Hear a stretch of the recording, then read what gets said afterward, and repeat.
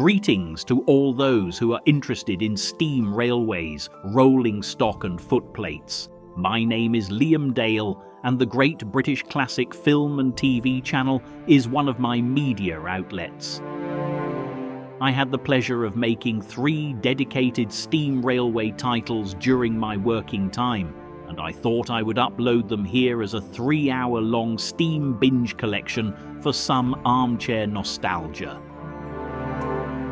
The Forest of Dean Railway in Gloucestershire, the GLOS Warwick also coincidentally in Gloucestershire, but then a ferry trip with all the crew over epic water to the Isle of Wight. These were all filmed back in the days when I was the sole camera person, so hanging off and on footplates was a fun and very satisfying experience. We were all pre-health and safety conditions back then. These lines are all active and well, thanks to the volunteers who protect the lines and engines, and an extra thanks to those who visit, smell the smells, enjoy the biscuits, and ride in classic carriages. I hope you enjoy the collection.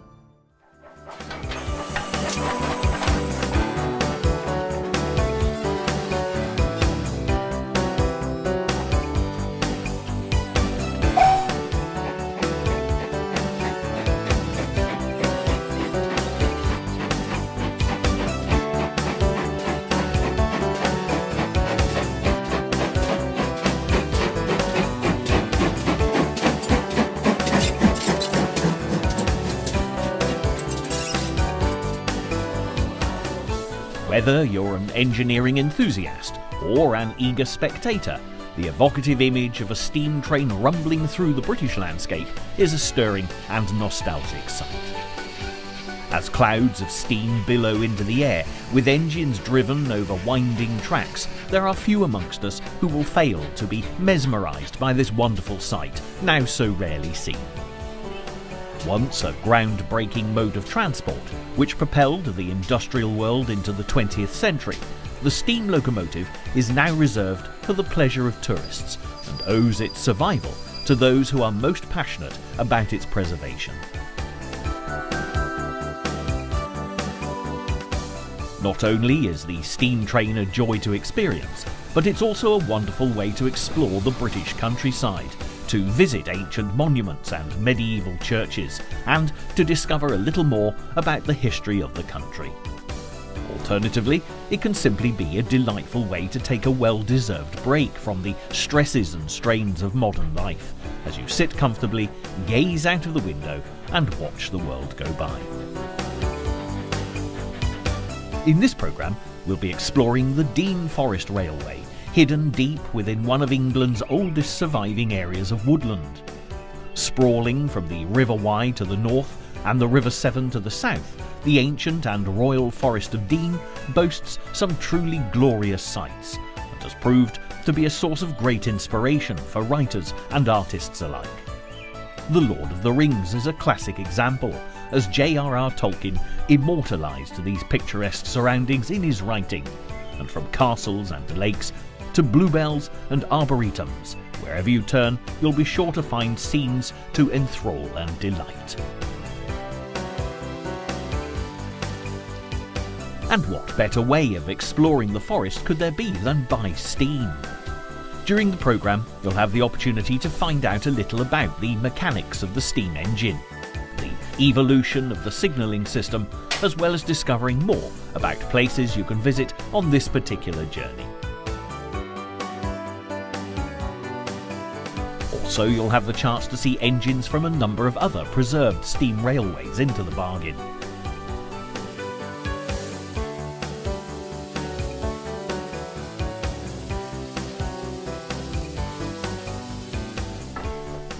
But before we begin our forest journey, it's worth taking a step back in time to discover the origins of steam travel in Great Britain, and find out a little about the extraordinary characters who brought about such revolutionary changes in the history of transport.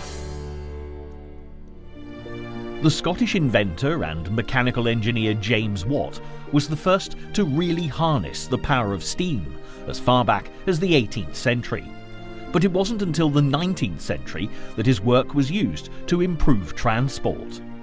Although railways already existed, it was horses that were used to pull wagons along them, especially when it came to carrying heavy loads such as coal from the mines. As the Industrial Revolution gathered pace, canal mania had swept Britain by the late 18th century with the development of the inland waterways. But whether transported by water or along a horse-drawn railway, progress was very slow. As a result, engineers began experimenting with steam to drive a locomotive, and very rapidly the canals were forgotten with the dawn of the railway age. It was a Cornishman, one Richard Trevithick, who first developed a steam-powered road vehicle. The London road carriage made its first journey in 1803, but the carriage was expensive to run and uncomfortable for passengers, so the novelty of this extraordinary contraption soon wore off. Nevertheless, just 1 year later, Trevithick came to prominence again, when he mounted a steam engine on wheels to haul iron along the Merthyr-Tydfil tramroad. It was a primitive design, but in 1804 it carried 10 tons of iron and 70 men, nearly 10 miles, which was a groundbreaking event for the industrial world.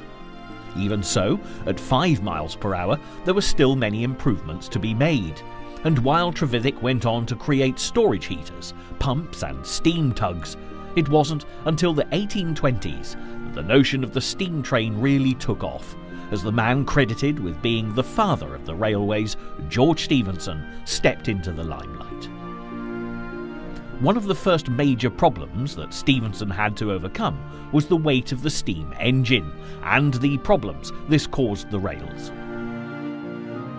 Trevithick's steam locomotive proved too cumbersome for the wooden rails of the tramway to be used regularly, and was even heavy enough to break rails made of cast iron. Stephenson made improvements to the design of rails, and also looked at how to distribute weight more effectively along the tracks through better spacing of the locomotive wheels. If you look at steam trains today, you'll notice that coupling rods are used to connect the wheels. Stephenson's locomotion was the first engine to do this, with the inefficient method of linking the wheels with chains replaced by rods, ensuring that the wheels stayed at an equal distance from each other.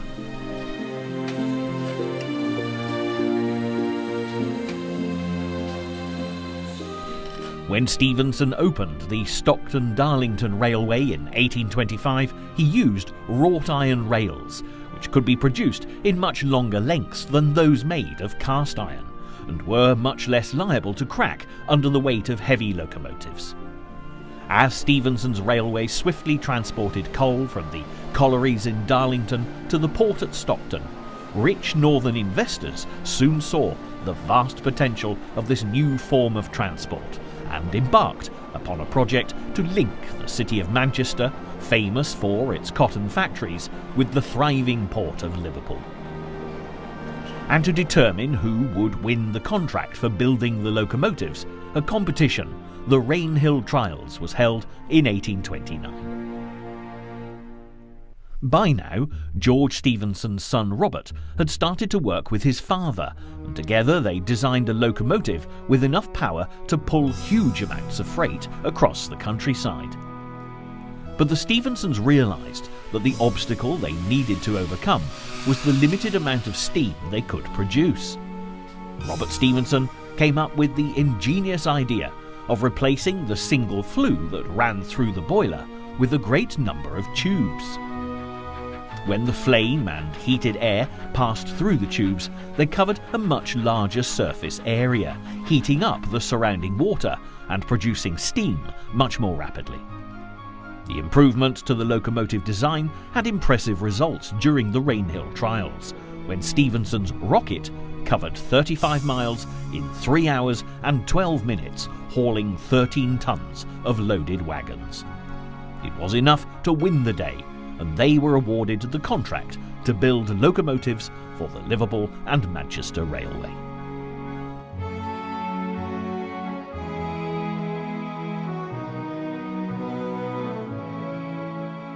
and the innovative Stephensons went from strength to strength. They engineered a floating line made of wood and stone over the bottomless peat bog of Chat Moss on the outskirts of Manchester. Realising that even the slightest incline or decline in gradient could greatly decrease the speed, they dug tunnels through hills and started to build great railway viaducts which spanned across the valleys of the north. The British landscape was changing dramatically, and the canal companies went into a rapid decline. Interestingly, many of the newly formed railway companies bought up the canals, and you'll often see the railway tracks running alongside the waterways, which had been engineered along the flattest and most economic routes linking mines and factories with Britain's major cities and ports.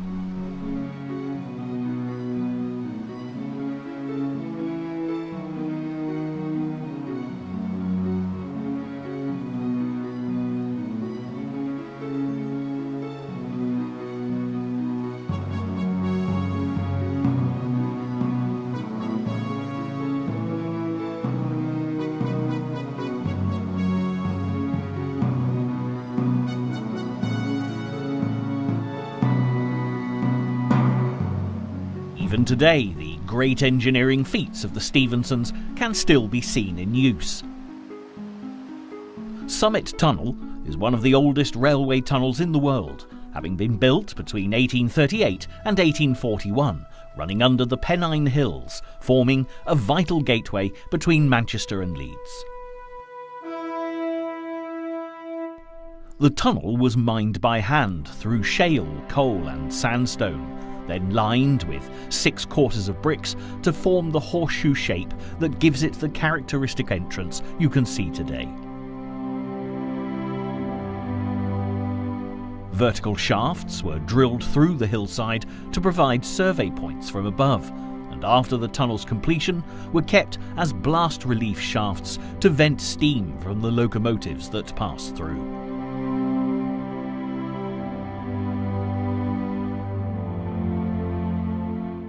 Curiously, as heat built up in the ground surrounding the tunnel, the warm soil triggered new growth in the plants above, and flowers started to bloom, causing a phenomenon that was known as a false spring.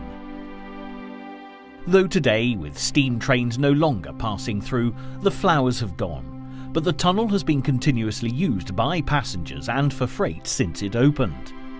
The only exception was when it closed for the first 8 months of 1985, after part of a goods train burst into flames while in transit.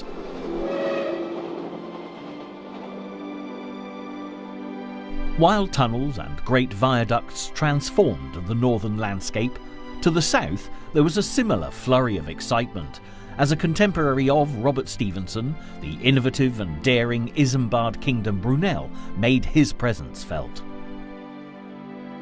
At the extraordinarily young age of 27, Brunel had been appointed chief engineer to the Great Western Railway, which linked the capital city of London to the southwest and the major port of Bristol. It was Brunel's vision that passengers could purchase one ticket at Paddington Station and travel from London to New York, changing from the Great Western Railway to the Great Eastern Steamship at the terminus in Neyland, South Wales.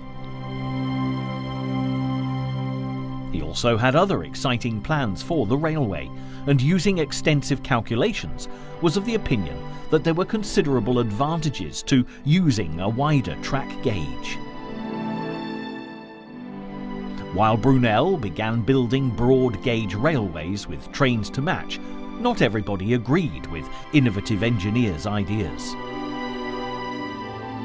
Further north, the gauge that George Stephenson had chosen for his line was based on the width of farm carts and measured 4 feet 8.5 inches and was much narrower than Brunel's tracks. Consequently, the northern half of the country ran on narrow gauge tracks, while in the south Brunel's broad gauge was used, which was fine until the railways met and chaos ensued. The government eventually had to intervene, and despite Brunel having the upper hand scientifically, more miles of narrow-gauge track had already been laid. The government, influenced by the powerful railway companies of the north, sided against him, and Stephenson's narrow gauge came to be adopted as the standard gauge for railways, not only in Britain, but also throughout the world. So, ironically, the trains of our modern high-tech rail system today run on tracks based on the average width of farm carts from the early 19th century. Difficult as it must have been for Brunel to see his wide-gauge trains being reduced to scrap metal, the young engineer was not to be deterred, and his innovative designs went from strength to strength. From Cornwall to Maidenhead, he built magnificent bridges, and without doubt, one of Brunel's best-loved constructions is the Clifton Suspension Bridge, which runs across the Avon Gorge to Bristol. With its Egyptian-style towers and elegant shape, it was a great tribute to Brunel's talent. The engineer even had the idea of adding sphinxes to the tower, which were fashionable at the time.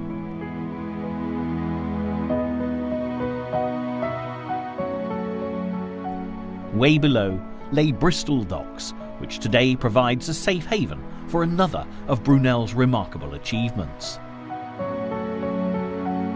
This is the SS Great Britain, the first iron-built steamship to be screw-propelled across the Atlantic, designed by Brunel to improve links with the rest of the world for his Great Western Railway.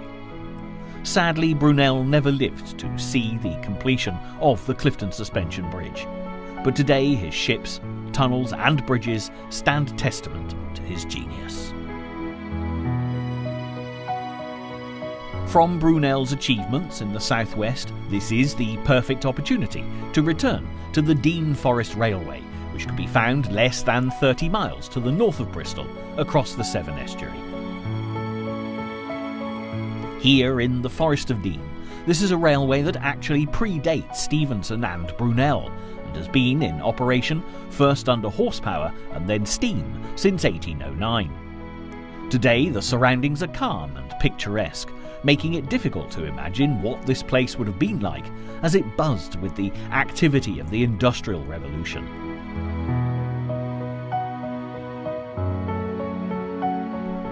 In the 19th and early 20th century, the Forest of Dean was a complex industrial region with deep coal and iron mines, foundries and quarries, which required a network of railways to transport such valuable commodities across the woodland terrain. Back in the 19th century, the steam trains that ran along these tracks were used purely for the purpose of transporting iron ore and coal to the harbours further south.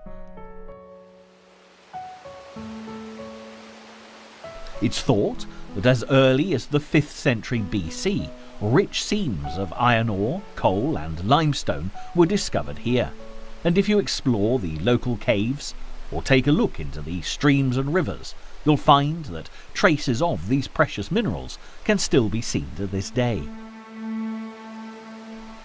Traditionally, men born within the forest's boundaries are allowed to dig for iron ore and coal in the open cast mines scattered across the area. There are few free miners left working the lodes today, but those that remain certainly guard their mineral rights fiercely.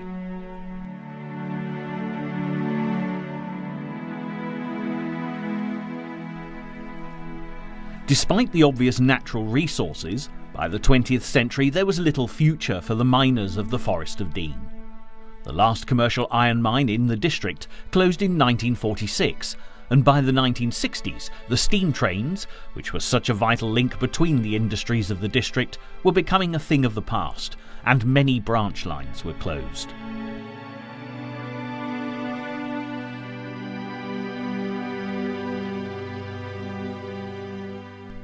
Today, the main industry in the Forest of Dean is tourism, but as people flock to the countryside, escaping the hustle and bustle of city life, the steam trains have very definitely made a very welcome comeback.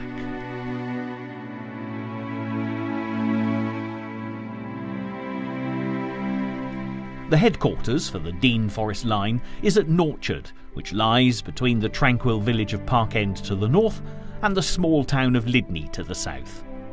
Norchard boasts a range of locomotives, but the gleaming black engine you can see rolling into the station today is Forest Pannier 9681, which was built at the famous Swindon Works in 1949.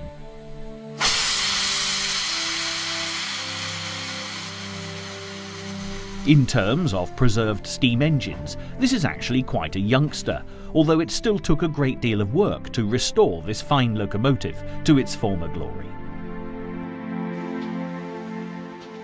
Like so many wonderful old engines, 9681 became redundant with the closure of branch lines in the 60s, and in 1965 it seemed as if this engine had literally reached the end of the line when it made its final journey to a scrapyard in South Wales.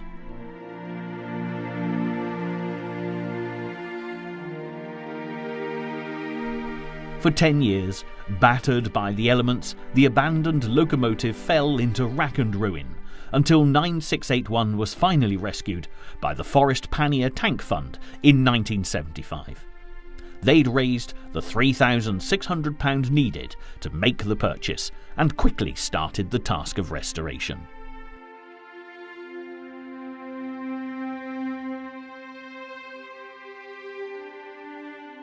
All around Britain today, you'll find workshops at preserved railways dedicated to the restoration of steam trains, and it's thanks to the painstaking labour of enthusiasts and volunteers that these glorious old engines can still be seen travelling through the countryside today. It took 9 years of devoted work before this particular pannier engine could be returned to service in 1984. It probably won't come as too much of a surprise that 9681 acquired the nickname Black Beauty when the restoration was complete, which was a wonderful tribute to all those who'd worked so hard to save this locomotive, which has since given such pleasure to so many people.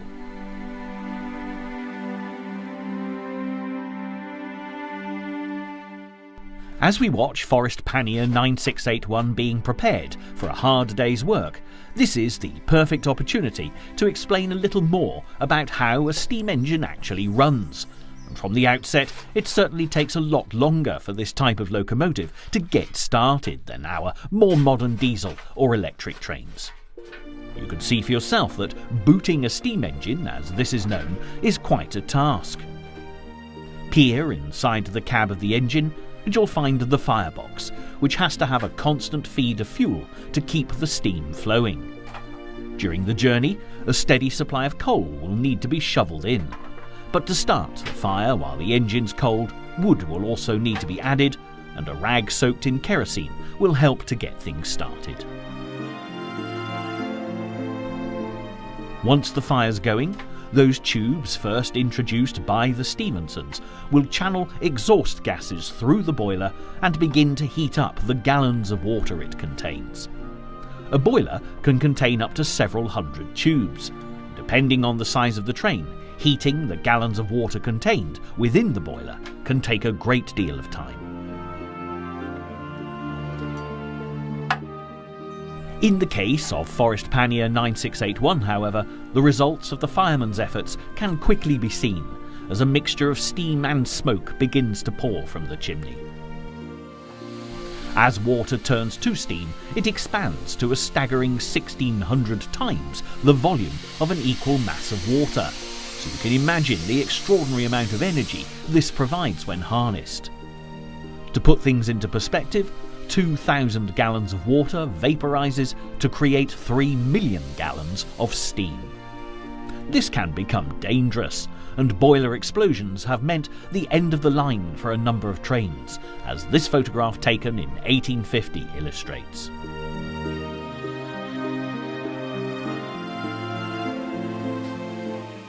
The Forest Pannier has a water capacity for 1,200 gallons, which will result in plenty of steam being generated throughout the day. The fireman will adjust the supply of fuel to get the water to simmer or come to a full rolling boil. As you can see here, The main fuel for the steam engine is coal, and this will generally be carried behind the engine in what is called the tender.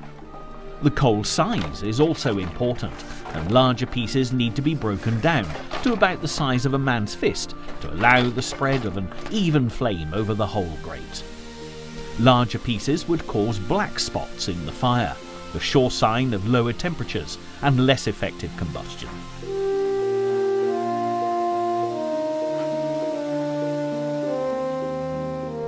With a plentiful supply of coal in the tender, it's also important to stock up on that other vital commodity for the steam engine to function, namely water. And with so much needed to generate enough steam for a 4-mile journey, a stop at the water tower is definitely in order. These towers dedicated to the steam train can be found at stopping places all along the railway, so there's never a shortage of water. And it isn't only the firemen hard at work at first light on steam days, as there's plenty to be done outside the engine as well.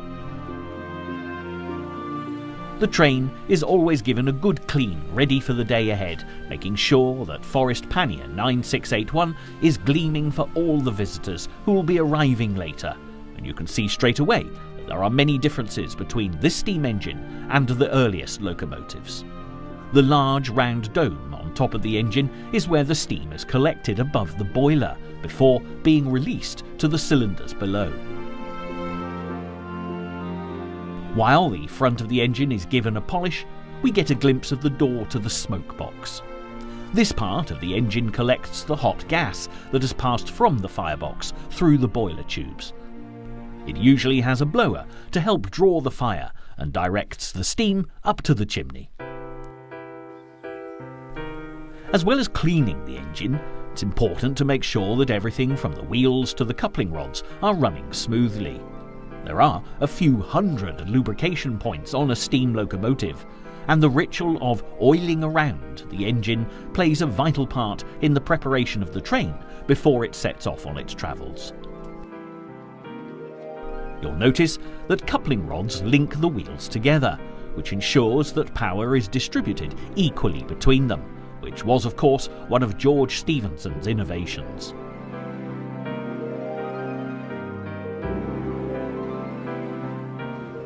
The wheels run in slots within the steel frame around which the locomotive is built, and mounted on top of these metal beams you'll find the cab, firebox, boiler and smoke box.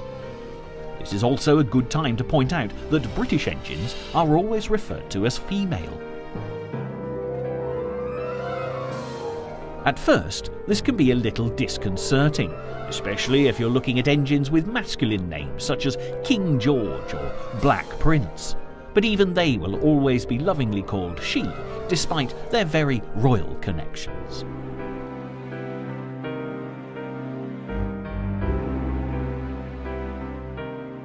As the water in the boiler heats up, more steam is created, and you'll notice that not all the smoke and vapour is coming out of the chimney. There's also a safety valve mounted above the boiler, which is designed to allow steam to escape if the boiler pressure exceeds its limit. But as well as steam coming from above the engine, you'll also notice that it's being released from below. When a steam locomotive has been standing for a while, steam may condense in the cylinders as they cool. The resulting water can damage the cylinders and pistons when the locomotive then tries to move away, so cylinder drain cocks controlled from the cab are opened while the locomotive is standing. These won't be closed until after the locomotive starts to move away. The drain cocks are what produce the typical large clouds of steam from the front of a locomotive when it first begins to move. And with all this steam being generated, it's time to put it to good use.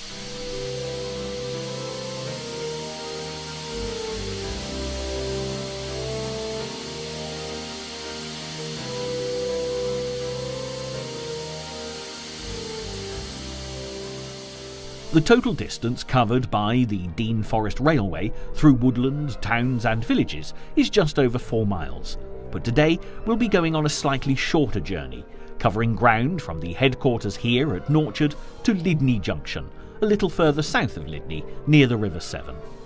The trip to Park End will, on this occasion, have to be reserved for another visit. With passengers filling the carriages, it's time to set off through the ancient wooded landscape of the Forest of Dean, and the first stop beyond Norchard will be the town of Lydney.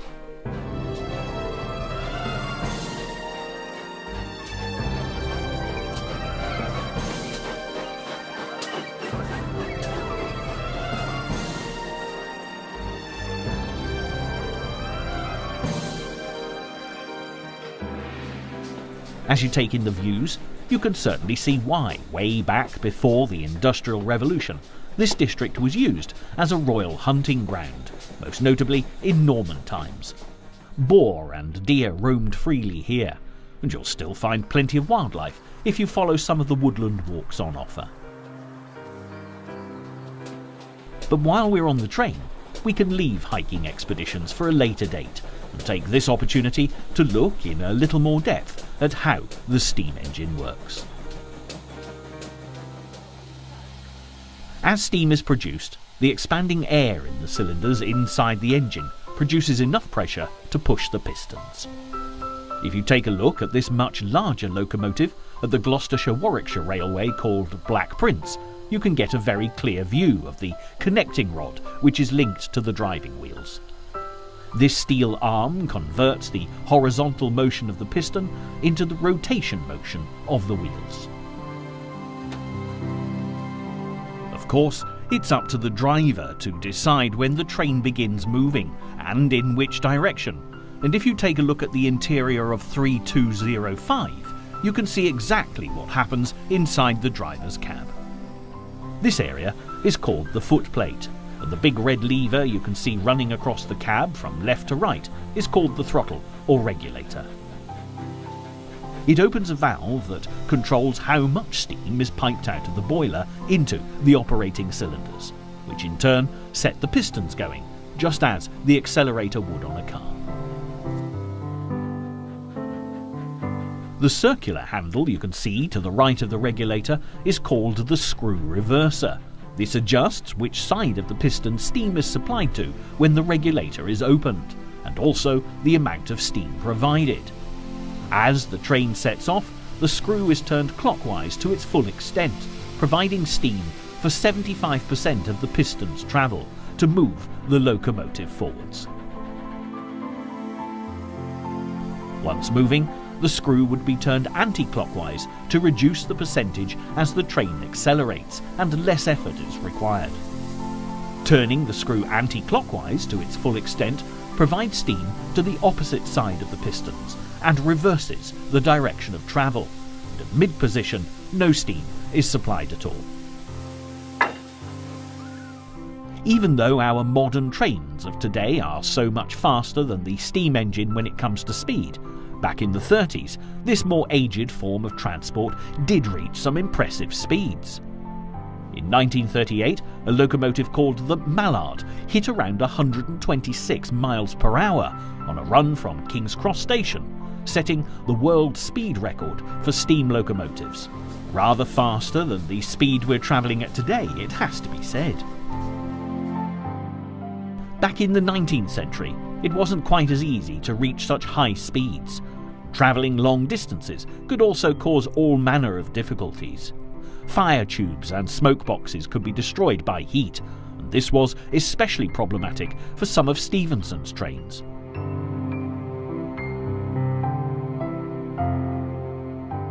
Robert Stephenson resolved the problem by extending the boiler and the fire tubes from the usual 9 feet to 13 or 14 feet.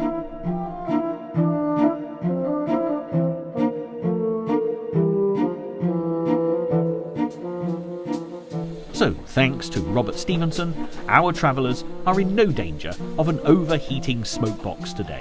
And on our journey through the forest, the first place we come to, as promised, is the town of Lydney. Despite the fact that we're not stopping here today, Lydney is nonetheless historically rather significant.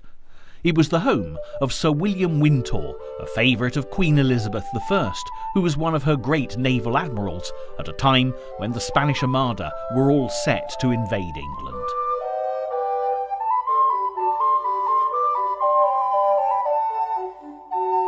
When Tudor monarchs ruled supreme in the 16th century, the timber generated by the forest was considered to be some of the finest in the country. Many of the ships built to oppose the Spanish were constructed from the Forest of Dean's oak trees gathered from around Sir William's hometown.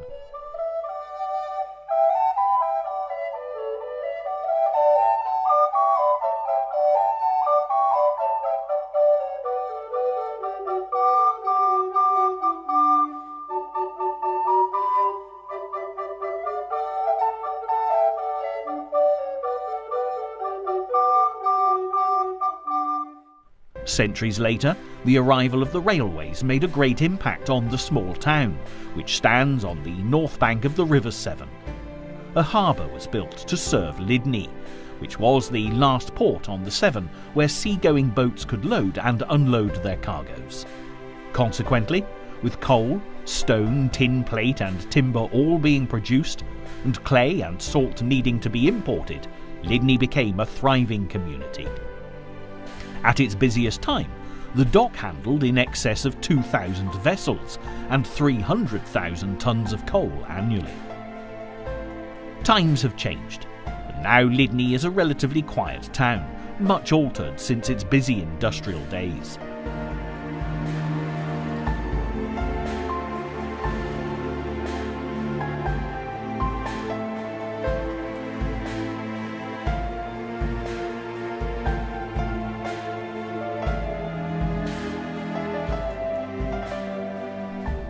As we travel further south, we are finally given the chance to pause and have a look around at some of the prettier sights to be found in the forest. This is St Mary's Halt, where visitors can explore the beautiful old church just beyond the station.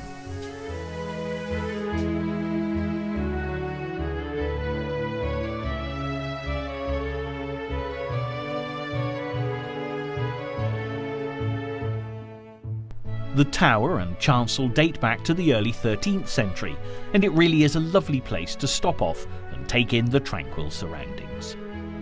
If you step inside, you'll find that although most of the stained glass windows are old, the window in the north aisle has a more contemporary feel. It was a gift to Lydney Park's Lord Bledisloe, otherwise known as Charles Bathurst, in the 1940s, and boasts an icy New Zealand landscape with a view of the Franz Josef Glacier. It commemorates Lord Bledisloe's tour of duty as governor of the country, and you'll also find that monuments and inscriptions in and around the church show the influence of the Bathurst family on the town of Lydney from the 18th century to the present day.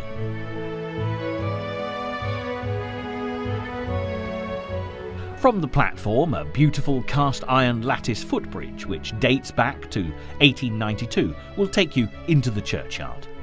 This lovely construction was originally built to stop trespassers who were crossing the line in between the wagons loaded with forest coal waiting in the sidings. But today you'll find it a pleasant way to step over the railway to enjoy the splendid scenery. If you decide to stop here, there's also a delightful walk along the canal, which will take you back towards Lydney. But for those of you who prefer to stay on the train, we'll head towards the last stop on today's journey, Lydney Junction.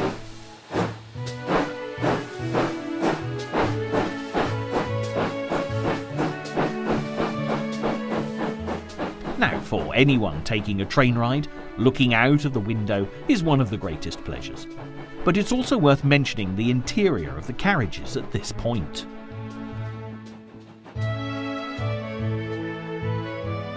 Despite being a little bumpier than our modern trains, by the end of the 19th century, steam travel had become considerably more comfortable than in the days of Stephenson's rocket.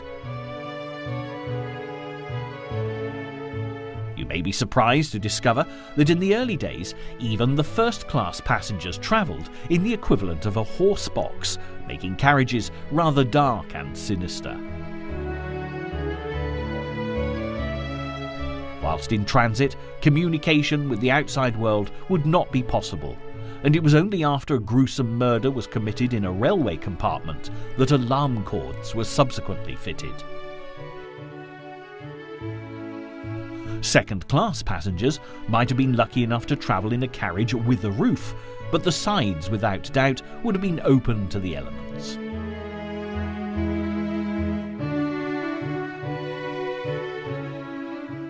Third-class passengers were not even able to sit, forced to stand crammed together in open trucks as they were jolted at speed along the tracks.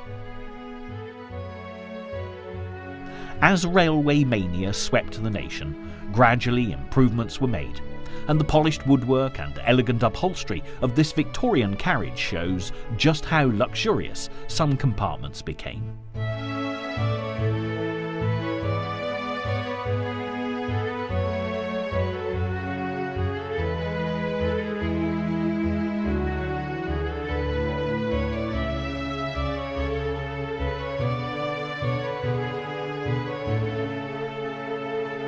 The carriages pulled by Forest Pannier 9681 may not be quite so luxurious, but as we approach Lydney Junction, most people are definitely more interested in what's going on outside, as there's a flurry of activity for the volunteer manning the signal box today. This wonderfully preserved signal box at Lydney Junction gives us the perfect opportunity to delve back into the history of rail travel once again. Before we go on to look at how the system works on the Dean Forest Railway, we'll step back in time and see how signalling actually began.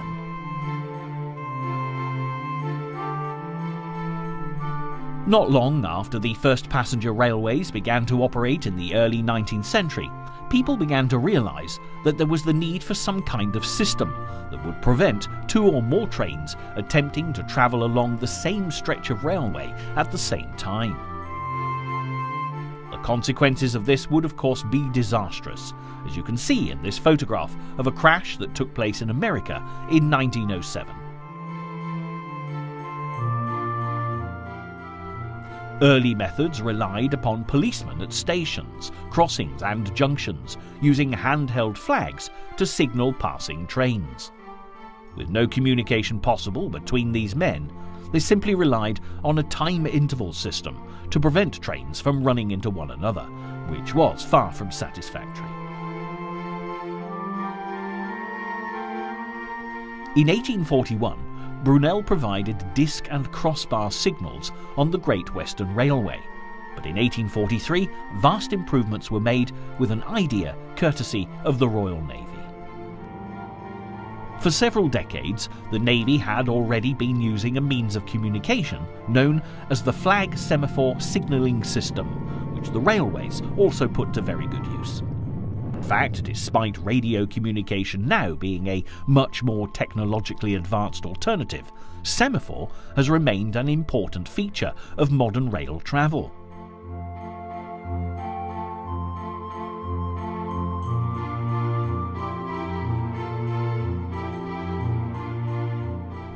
Originally, this system was the brainchild of Claude Chappe, a French inventor, when France was in the grip of revolution at the end of the 18th century. The mechanical arm seen here was used to make different positions, which would in turn provide vital messages for those involved in the bitter conflict that cost so many their lives. Sadly, Chappe met a rather sorry end himself when rivals claimed his invention was plagiarized, and he became so depressed that he threw himself down a well.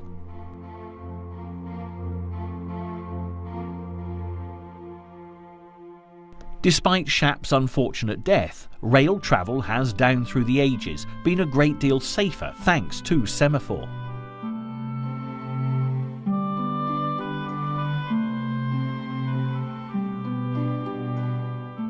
If you look at the signals today, you'll notice they are a little different from the original semaphore, but they function just as well. If the arm is horizontal, it indicates danger, and when at an angle, it gives the all clear. Today, this can all be done remotely, but back in the 19th century, signalmen still had to operate the system manually, running back and forth between the signal and the points they controlled. And as track layouts became more complicated and the frequency of trains increased, so did the potential for accidents. It wasn't long before there was a necessity for a central control point, which brought about the development of the signal box.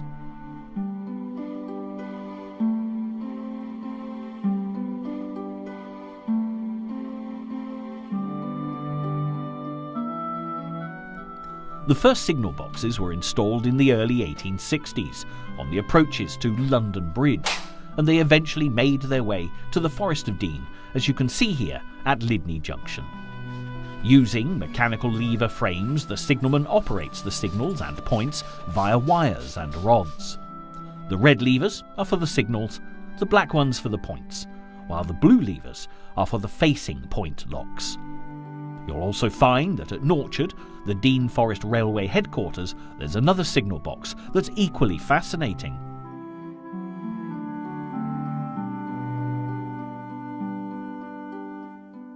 Originally, the signalman only controlled the main signals and points for an area, while the points for many local sidings were still controlled from the individual levers next to the points. A good example of this can be found on the Gloucestershire-Warwickshire Railway, where the Gotherington ground frame is used. Generally, a ground frame is a small lever frame, which stands beside a railway at ground level and is typically used to control the points. These will give access to a siding that is used infrequently or has been designated for an emergency crossover. While these types of points still have to be operated by the train crew, over time, more and more controls were relocated to the signal boxes until all points on running lines were under the signalman's control. As the years passed and the speed of the trains increased, so did the likelihood of accidents, so further improvements were made to the signalling system. For single track lines, the danger of collision was the greatest, so a fail-safe answer in the form of a token system was developed. This would require the signalman at the entrance of the station giving the driver a staff or a rod of wood or metal on which the name of the single line was stamped. Later, as the tokens became smaller, a hoop was added, so the fireman or driver could put their arms through easily to pick it up as they drove past.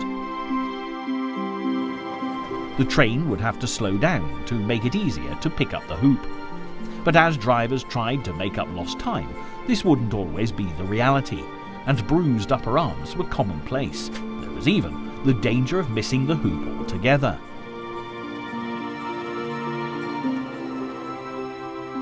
As you can see, the method is still used on the Dean Forest Railway, and the driver of the train entering the branch line must be in possession of this staff or token to ensure that no collision with another train is possible.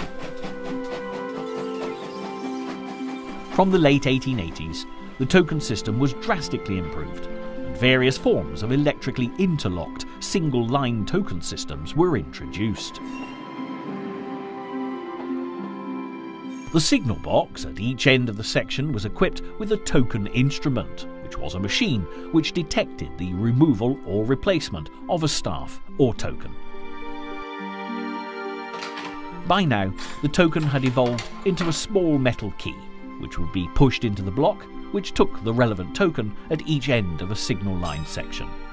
These were electrically interlocked, so that the act of removing a token effectively locked both machines and prevented further removals from either block until the missing token was replaced at one end or the other. Of course, with new modern technology to hand, there are also a few luxuries that have been added to bring the signal box up to date, as you can see with this control for the level crossing gates. And with our tour of the signal box complete, it's time for us to depart from Lydney Junction with the carriages of Forest Pannier 9681 now brimming with passengers ready to enjoy the return trip to Norchard.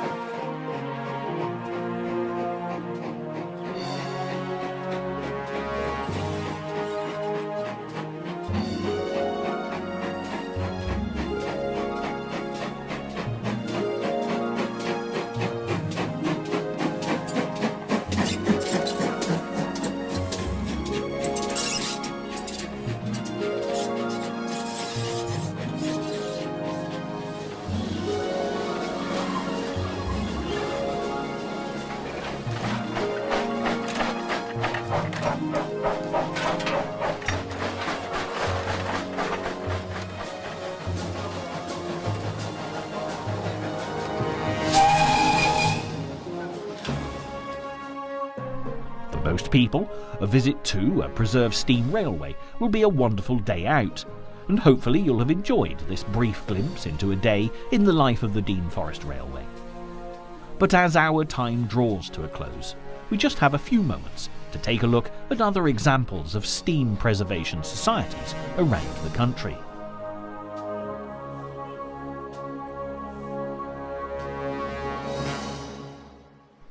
Firstly, we'll head in a northerly direction, where the first railways took off under the guiding hands of the Stephensons. This station at Haworth is on the Keighley and Worth Valley line in Yorkshire. It is not only a delight to see, but has an extraordinary history, as this is where the Bronte sisters, authors of such classics as Jane Eyre and Wuthering Heights, would have had their first experience of rail travel.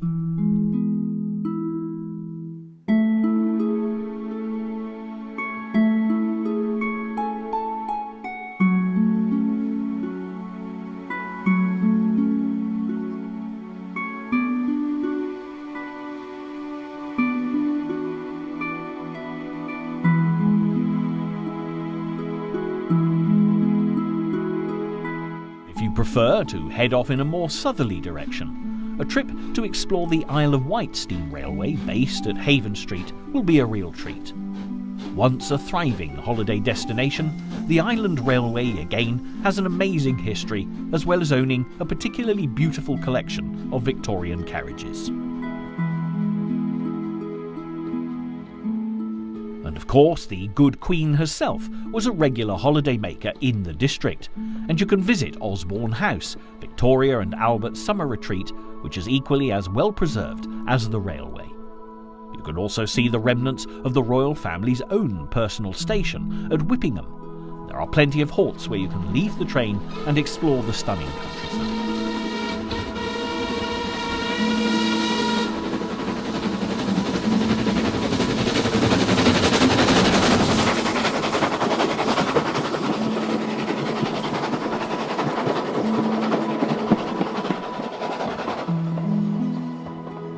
While we're on the subject of stunning countryside, a visit to the Gloucestershire-Warwickshire Railway is a must.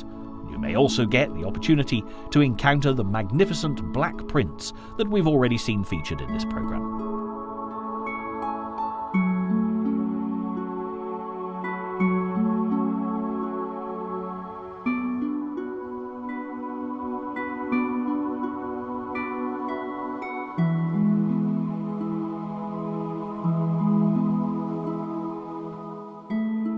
Along the line, there is the most picturesque array of beautifully restored Cotswold stations, and if you're yearning for a bit of peace and quiet, there's no better place to stop off than at Hales Abbey Halt, where you can explore the mystical ruins of a Cistercian abbey founded in the 13th century.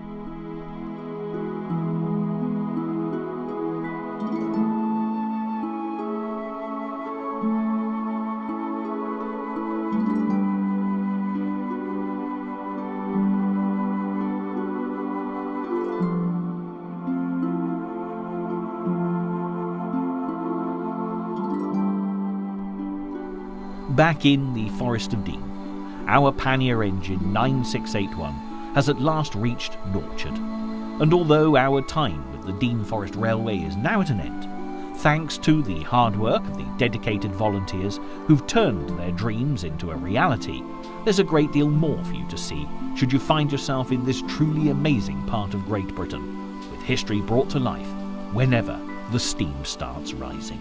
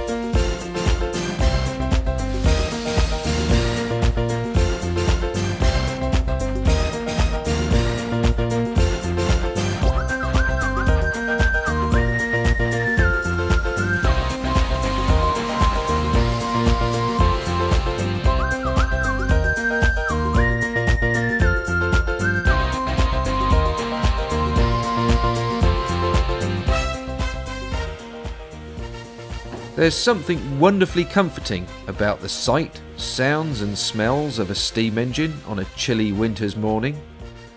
Although it's still early, about 8 AM, there's a distinct air of bustle and anticipation as drivers and firemen begin the task of preparing their engines for the day ahead. This is the headquarters of the Gloucestershire-Warwickshire Railway at Toddington, and today is the last full steam day of the year before the Santa specials take over for the festive season.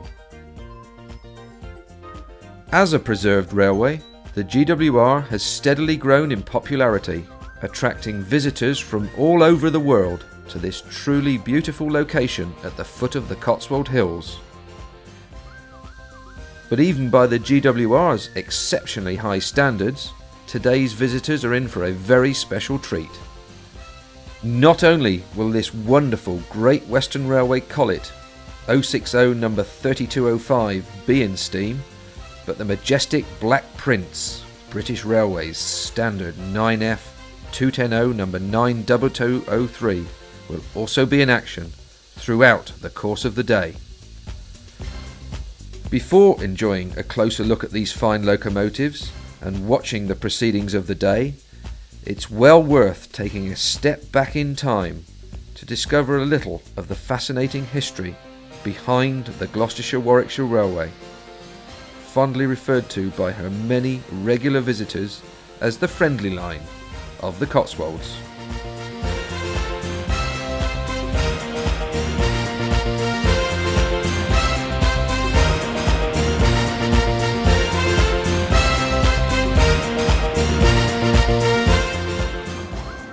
This part of the English countryside looks extremely peaceful today, and it's hard to believe that at the beginning of the Great Railway Age it was a hotbed of controversy. George Stephenson, the inventor and founder of the railways, had laid a network of track across the north of England, and his railways were rapidly advancing south. Isambard Kingdom Brunel, at the remarkably young age of 27, had been appointed chief engineer of the Great Western Railway, running from London Paddington to Bristol Temple Meads, and further south through Exeter and the West Country to Penzance. Always innovative, and never afraid to put his ideas to the test, Brunel disagreed with Stephenson and the already established railway companies about the width of the track. Stephenson had decided on a gauge, as track width is better known, of 4 feet 8.5 inches, based upon the average width of farm carts in his local area. Brunel used extensive engineering calculations to find an optimum width of 7 feet, which was described as broad gauge, and he used this throughout his Great Western network. Brunel truly believed that other railway companies would see the advantages of switching from Stephenson's narrow gauge, expecting the entire national network of railways to run his way. There's an old expression that can still be heard today, particularly amongst the turmoil that has resulted from the privatisation of modern railway services. Quite simply, there's a Great Western way to do things, and there's a wrong way. The same school of thought also claims that the letters GWR stand for God's Wonderful Railway, but for the purposes of this programme, we'll settle for them as an abbreviation for the Gloucestershire-Warwickshire Railway. Unfortunately, Brunel had underestimated the power of the narrow gauge supporters, and despite the undoubted advancement he'd made on Stephenson's original concept, his mathematical calculations were rejected. A parliamentary committee passed an act ruling that all track should be laid to Stephenson's narrow gauge, and so 4 feet 8.5 inches became the standard gauge.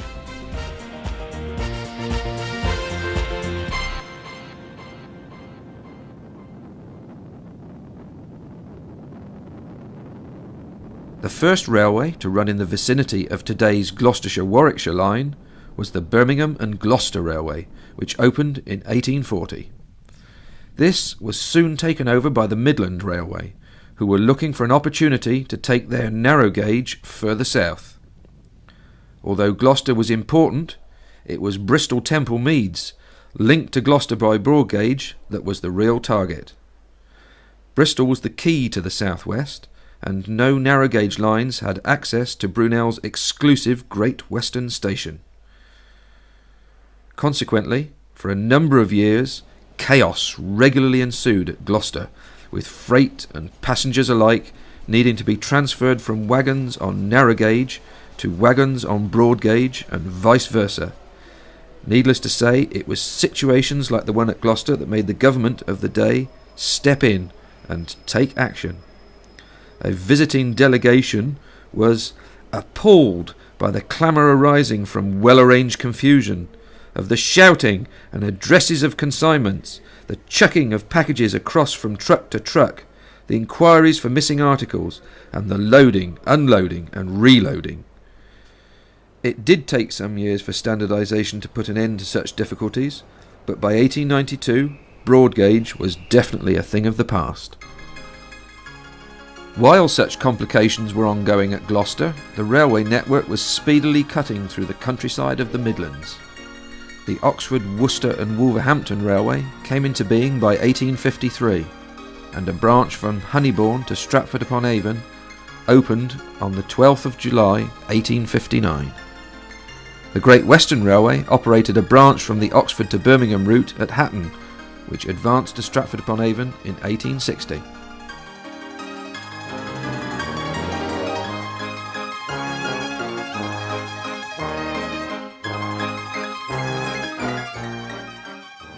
On the 1st of August 1899, the Great Western Railway obtained an Act of Parliament for the construction of a high-speed link between Honeybourne, south of Stratford-upon-Avon, and Cheltenham, and it's this line that has been preserved in part to become the Gloucestershire-Warwickshire Railway, which we are visiting today.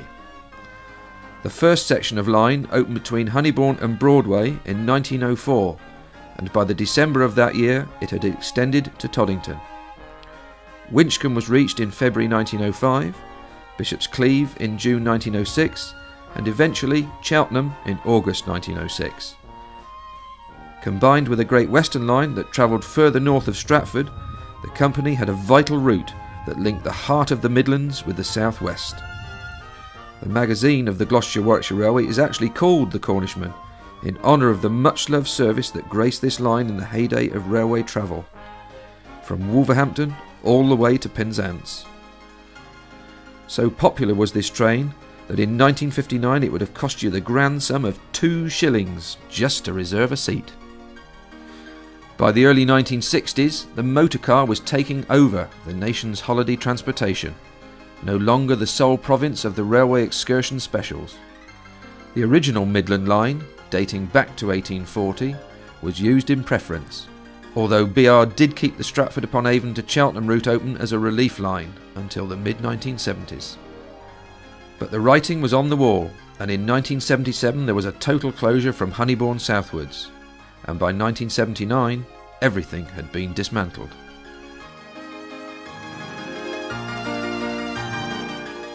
As with all preserved railways today, it took the vision of a small group of enthusiasts to start the ball rolling, and in 1976 the Gloucestershire-Warwickshire Railway Society was formed. Originally, their aim had been to prevent closure, but this was sadly unrealistic, and even the track was lifted before the enthusiasts could intervene. Tragic as this was, the growing band of supporters were undaunted, and in 1981 the Gloucestershire Steam Railway plc was incorporated to purchase trackbed and buildings.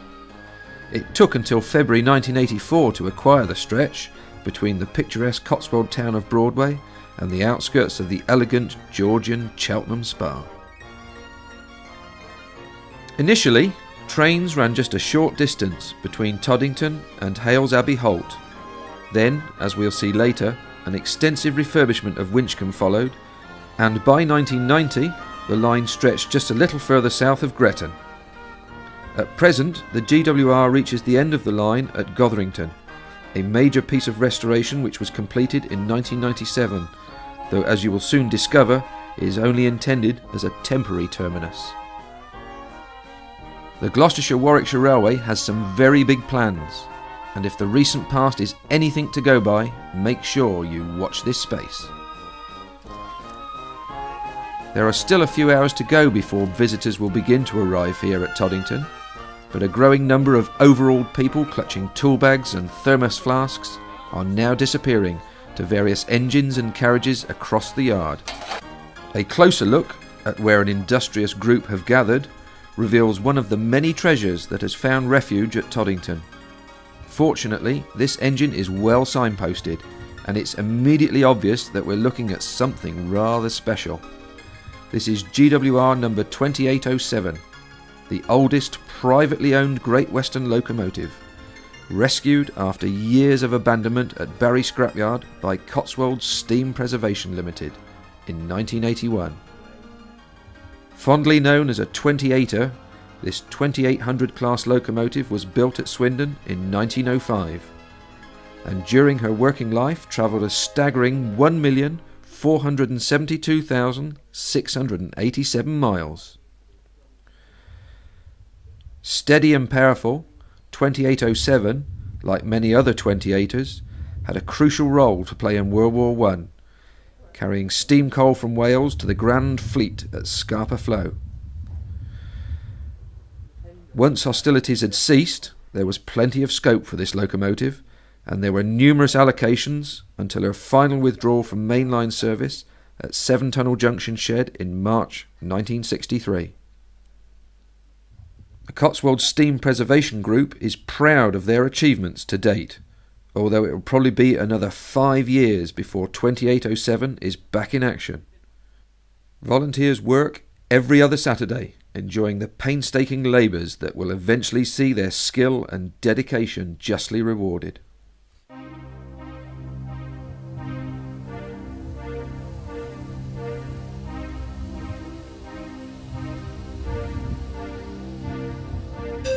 Despite a poor weather forecast, the rain is holding off, and both 3205 and Black Prince are showing steam.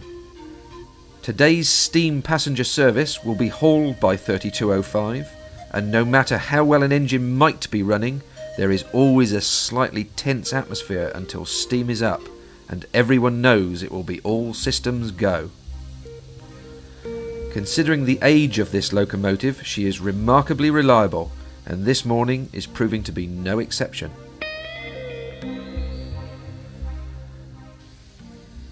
Built at the famous Swindon Works in 1946, 3205 is the only surviving member of the 120-strong 2251 class, first introduced by C.B. Collett in 1930. Her first allocation was Gloucester Shed, and over a period of years she worked both passenger and freight trains to Ross-on-Wye, Hereford, Ledbury, Cheltenham and Swindon. With later allocations to Worcester, Shrewsbury and the Somerset and Dorset line, 3205 was finally withdrawn from service in June 1965 and immediately bought by the 2251 Preservation Fund. In safe hands, the locomotive was overhauled at Buckfastleigh before moving to the Severn Valley Railway, pulling their inaugural public passenger train in 1970.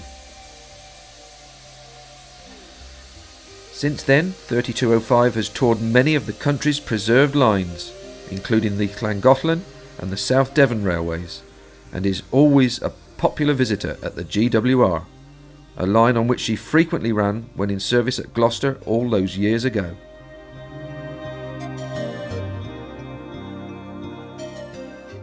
Tucked away at the back of this engine shed is another locomotive designed by C.B. Collett.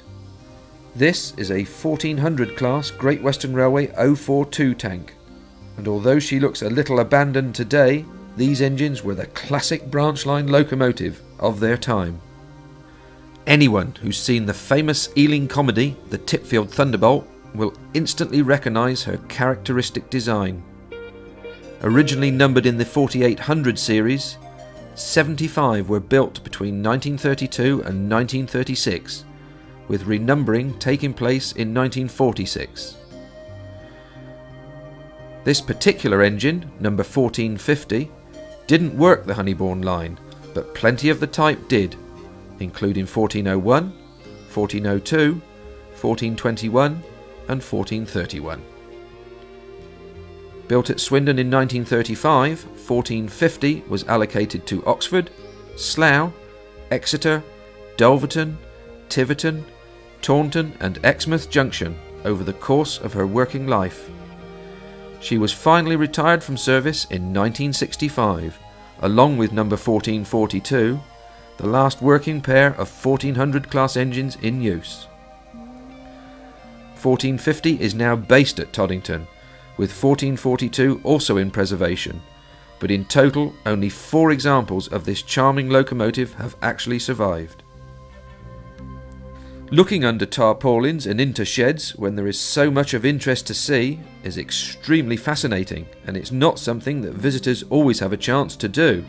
But quite frequently at the GWR, knowledgeable members will run a tour of the yard for the many parties in search of more in-depth information. The brick-built goods shed with a railway track running through it is now used for the repair and maintenance of locomotives, and is probably the most immaculate of its kind that you're ever likely to see. However, it's impossible to miss the imposing presence of Merchant Navy 35006 Peninsular and Orient, SNC. Close up, this locomotive, which has been undergoing restoration at Toddington since 1983, is enormous. It may seem huge for the present GWR line, but this railway society has always been ambitious, right from the very start.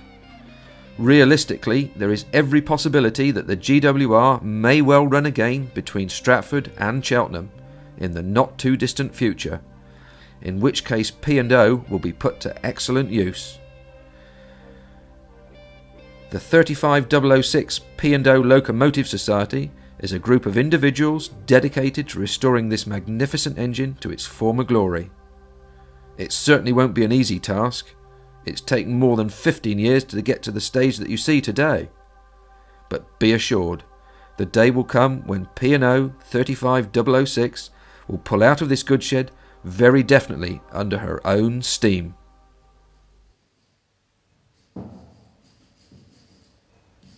Back outside, the maroon Hunslet 060 saddle tank number 2409 King George waits patiently for some fine lining to complete her livery. This locomotive is actually owned by the GWR and was rescued from scrap, arriving at Toddington in 1981. After many years sterling service as a colliery engine, starting at Linby in 1942, 2409 was eventually purchased by Titanic Steamship Enterprises, before her sad and sorry journey to Jeremy Walker Scrap Merchants of Witney.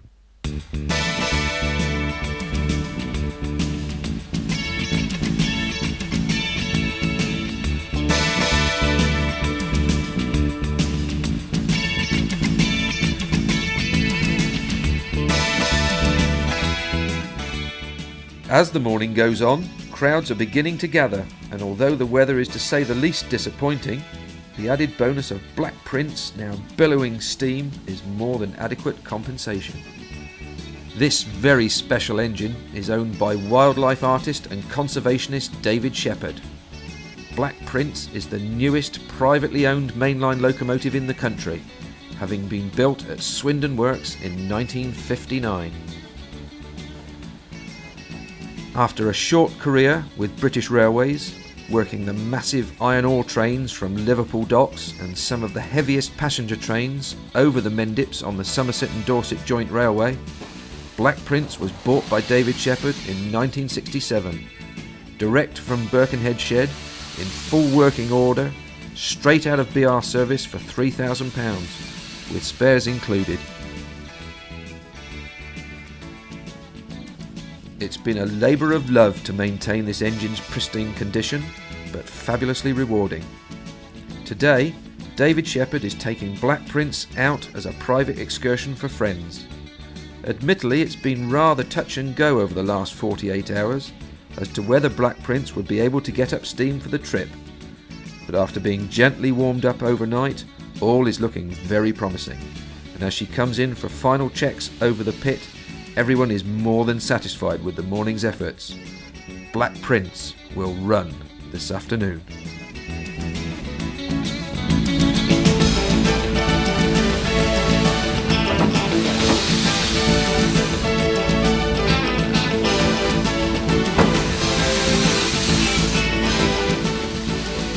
The first journey of the day is going to be by diesel, while 3025 is completing final preparations. On the GWR there is no turntable, so steam engines run from Toddington to Gotherington tender first. The return journey from Gotherington to Toddington is smokebox first, which is the traditional view that most people would expect to see of a locomotive. So for the purposes of this programme, we'll travel to Gotherington on the diesel and return by the glory of steam later in the day. Although the Gloucestershire-Warwickshire Railway is predominantly run by steam, the historical importance of diesel locomotives has never been overlooked. There are some fine examples in use, dating back up to 40 years, and there are many railway enthusiasts who are diesel specialists. Unlike the steam engines, the loco has a cab at each end, making the turnaround very straightforward. At the present time, Gotherington is as close as the GWR trains get to Cheltenham, but this stunningly authentic station is not open to the public. The enthusiast who owns it is one of the founder members of the Gloucestershire-Warwickshire Railway and has very kindly agreed to let us take a closer look. The station, which is built of local Cleve Hill stone, was opened in 1906. There was a small goods shed, a large signal box with 33 levers, of which 20 were in use, a 15-ton weighbridge, a 6-ton crane in the yard, and a lengthy siding that could take up to 20 wagons. Cattle and pigs would be transferred here to a holding pen to await trains for Gloucester Market. In fact, more cattle herded up the station approach than humans, making it necessary for there to be a separate, narrow pedestrian walkway running parallel to the main drive. It's hard to imagine such a noisy, chaotic scene looking at the peaceful tranquillity that is Gotherington Station today. No doubt there was plenty of organic matter to make the station master's garden grow. Gotherington became a halt in 1941, and early closure of the facility in June 1955 was probably its saving grace. demolition wasn't the first option, as the soundly built platform buildings, the stone walls are 2 feet thick, were ideal for renting out as a private residence. Even so, the site gradually began to fall into disrepair, with both platforms demolished by 1967. A Greek gentleman who purchased Gotherington in 1970 added some interesting, if not incongruous, structural additions involving the former gentleman's conveniences. Consequently, when the present owner bought the station in 1981, the task of sympathetic, authentic restoration was always going to be a monumentous task. Rising to the challenge, he and an equally enthusiastic relative set about rebuilding a new 170-foot up platform. A fortuitous discovery of 30,000 Great Western Railway blue engineering bricks, dating back to 1906, buried on their land, provided the materials. However, it did take until August 1982 to complete the project. In 1985, the opportunity to purchase the derelict platforms from the former Withington station on the Midland and South Western Junction Railway proved ideal to build a new down platform. Over a period of months, they were dismantled brick by brick and stone by stone, to be rebuilt and completed by the winter of 1986. Gotherington may appear slightly different to the original structure, but many of the artefacts used to create this wonderful moment in time are completely authentic. This truly is a living history, growing and evolving all of the time, and it is the vision and enterprise of one man and his family, rather than an entire society, that have been responsible for this treasured addition to the Gloucestershire-Warwickshire Railway.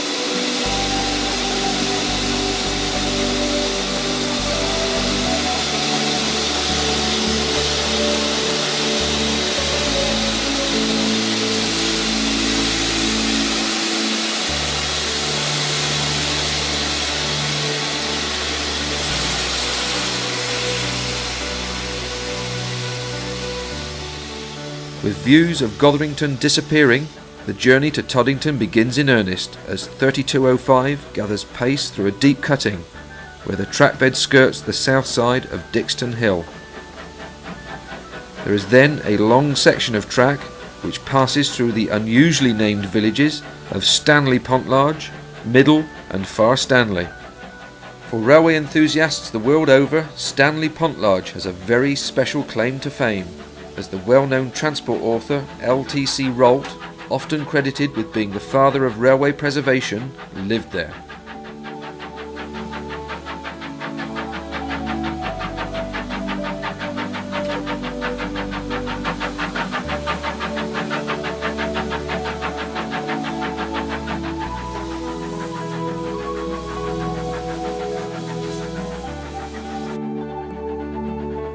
The train next passes through the village of Gretton, where a halt stood from the time when the line opened until the withdrawal of services. It was more useful than many similar facilities, as it was at least close to the community it served. There were 2 iron pagodas, one on each platform, similar to the one just seen at Gotherington, providing much appreciated shelter for waiting passengers. They were demolished in the early 1960s, but the classic coffee and cream coloured structures, typical of rural Great Western Railway halts, are still fondly remembered by older residents.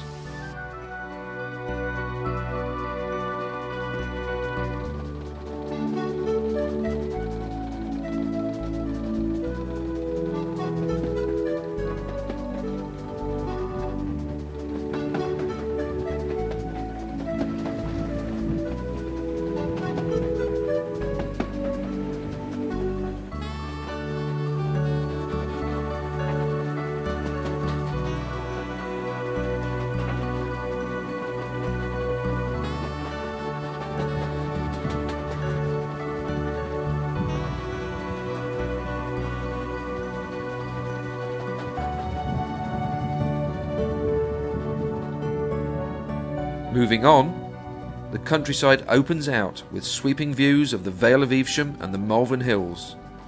Today, the weather is not going to permit full justice being done to the landscape, with the watery winter sun failing to break through the afternoon mist.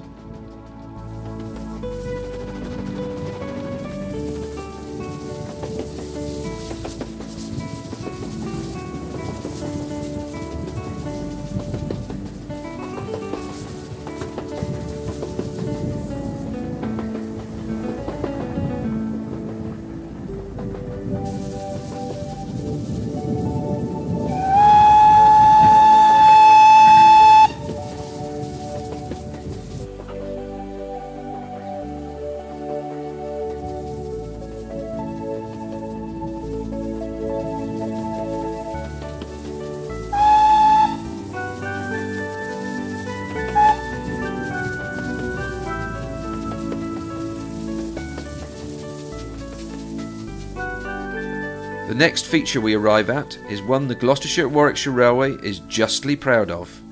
This is Great Tunnel at the summit of the line, almost 300 feet above sea level.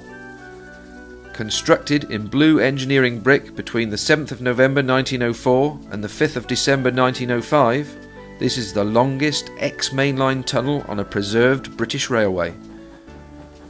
The middle section of the tunnel is in complete darkness, as both the north and south portals are hidden by the curve of the track.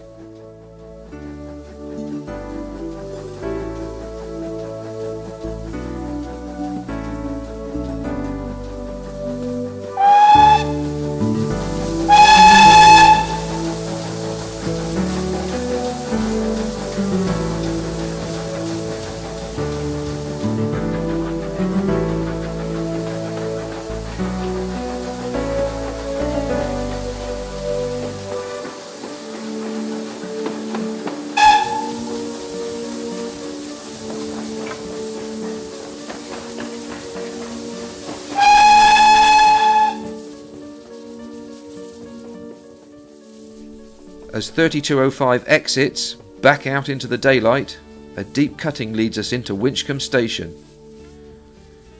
Today, Black Prince is operating as a private charter into Winchcombe. and consequently 3205 is not stopping here on this journey.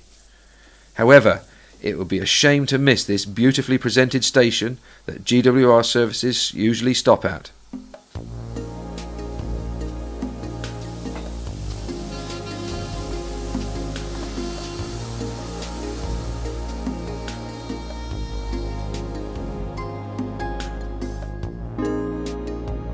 Although this was the nearest suitable site for the town of Winchcombe, the station is actually in the village of Greet. It was first opened on the 1st of February 1905, and it's hard to believe looking at this fine establishment today that, after closure in the 1960s, the platforms and all the features were demolished and taken away.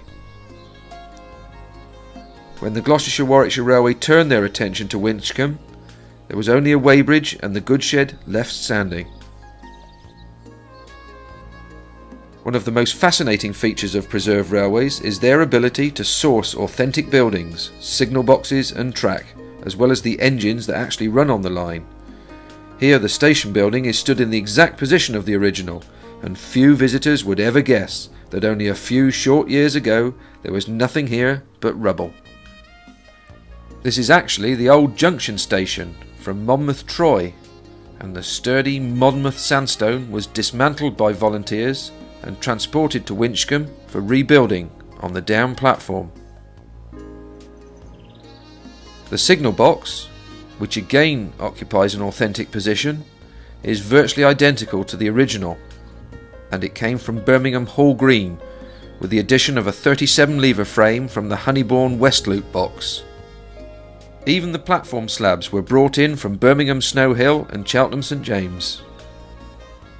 The Friends of Winchcombe Station are responsible for the running of this much valued attraction on the GWR today.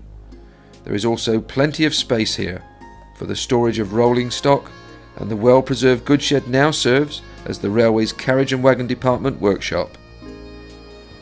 On a lovely day, it's a very pleasant walk into the Cotswold market town of Winchcombe, which has the added bonus of a railway museum close to the church, housing a fascinating collection of railway artefacts and memorabilia from all over Great Britain.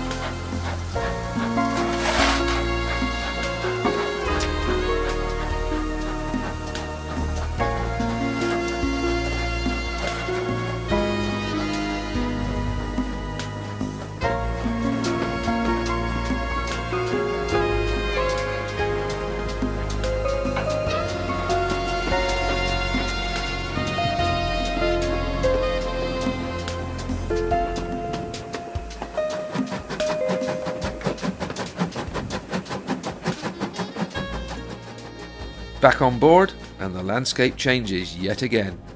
The undulating fields show the distinctive remnants of medieval strip farming with symmetrical raised mounds. Each of the strips was worked by a peasant to grow his own crops. Systematic ploughing created the raised mounds, which in turn produced a considerably greater surface area to farm. The long, narrow strips were the pathways between each plot. Today, it's the sheep that are benefiting most from the extra grass crop across these fields.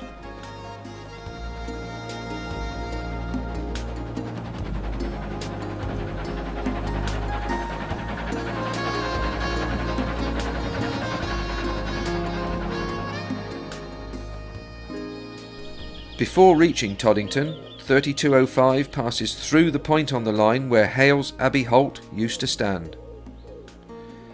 The slopes of the hills are still covered with fruit trees, an industry that once dominated this area, with the Vale of Evesham continuing to be famous for fruit growing to this day.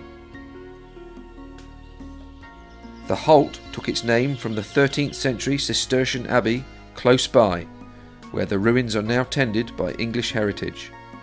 There's a site museum and the charming parish church is well worth taking just a few minutes out of any busy schedule to step inside. Peaceful and uncluttered by ceremonial grandness, this little church boasts some fine medieval wall paintings, with a particularly well-preserved image of St. Cecilia in the recess of the north chancel window. Although the train no longer stops at Hales Abbey, many visitors to the GWR at Toddington extend their journey to take in this significant historical landmark.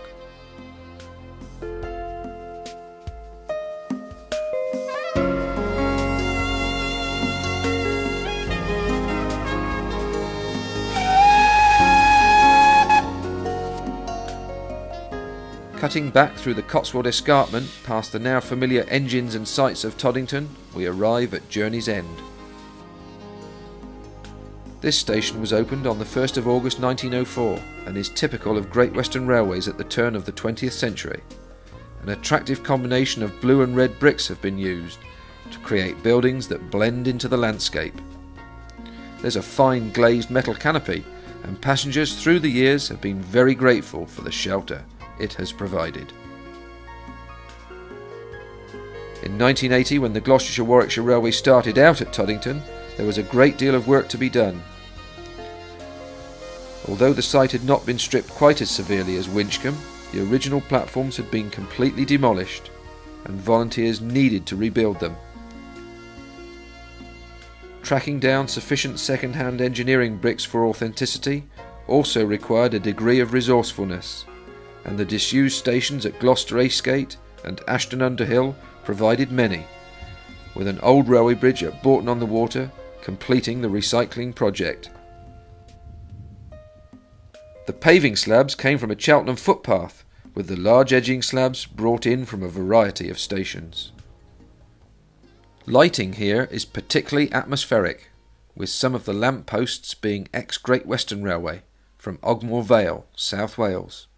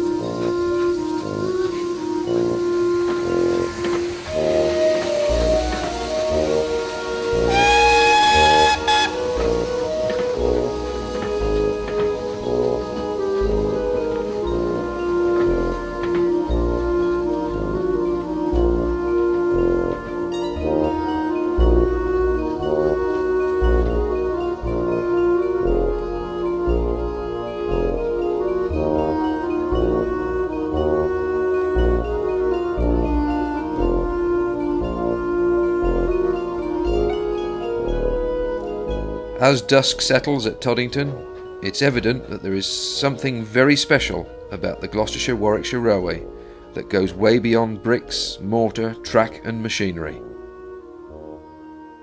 With over 2,000 members that have skills enough between them to keep everything on course, although the operation is steeped in history, it's also alive, thriving and very much of today.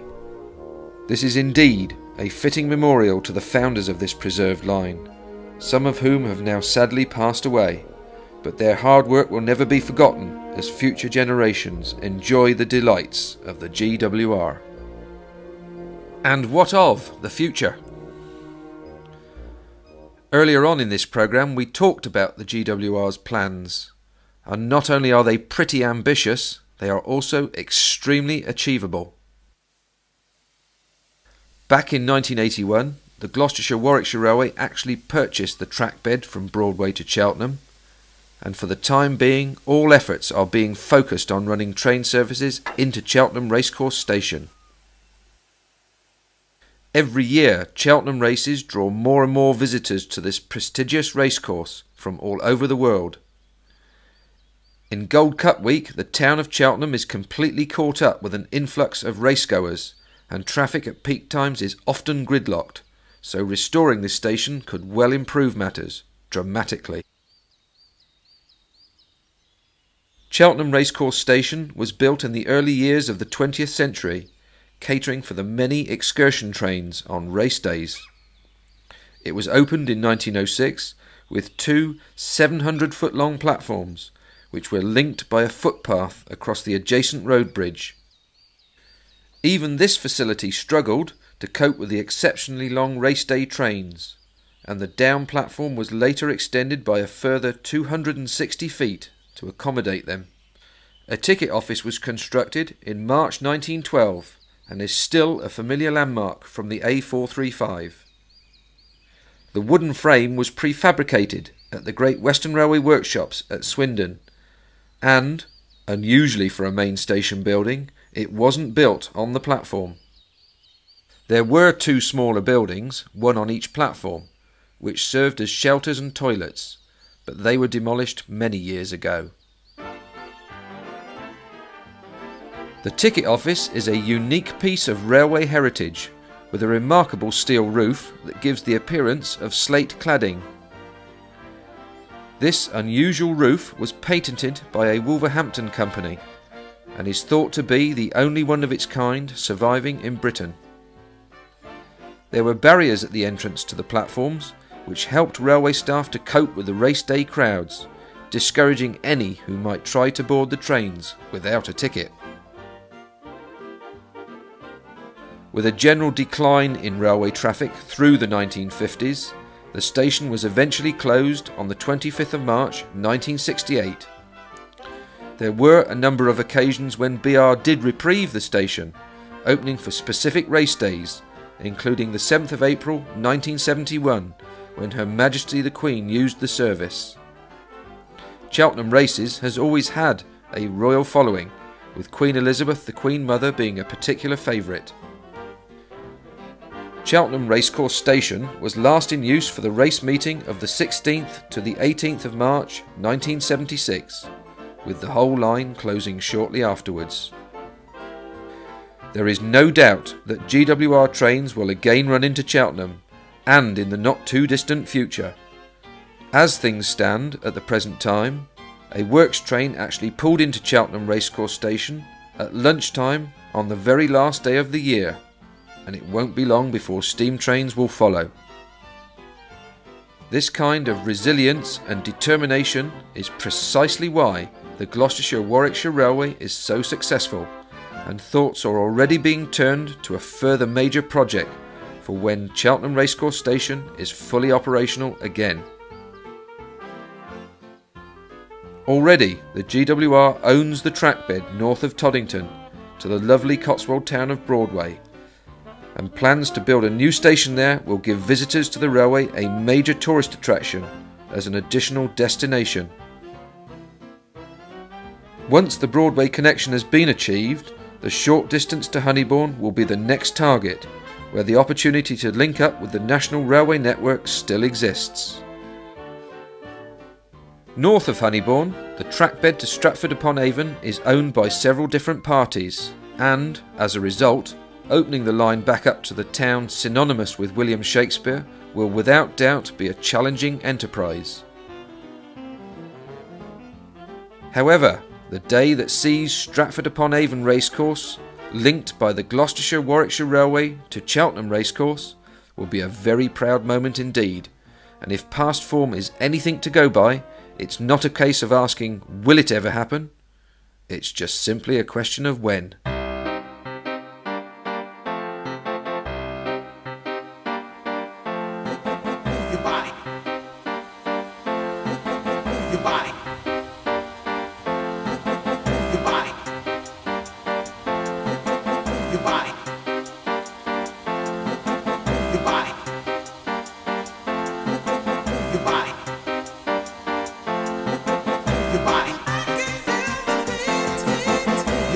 Early this morning there was an air of expectation as drivers, firemen, the station master and other officials all collaborated to get the engines running to schedule. Just 24 hours earlier, the chances of getting Black Prince in steam seemed debatable, but the tenacious spirit that the members of the Gloucestershire-Warwickshire Railway are famous for won the day. 3205 has also done a superb job, giving hours of pleasure to visitors of all ages, from the tiny tots waving Thomas the Tank Engine flags, through to nostalgic grandparents sharing a little of their youth with the generation of tomorrow. The GWR has also had a training exercise to complete aboard 3205, as a trainee fireman has been going through his final tests. After a great deal of work, all has gone well today, and his examiner and colleagues are all delighted that he's passed with flying colours.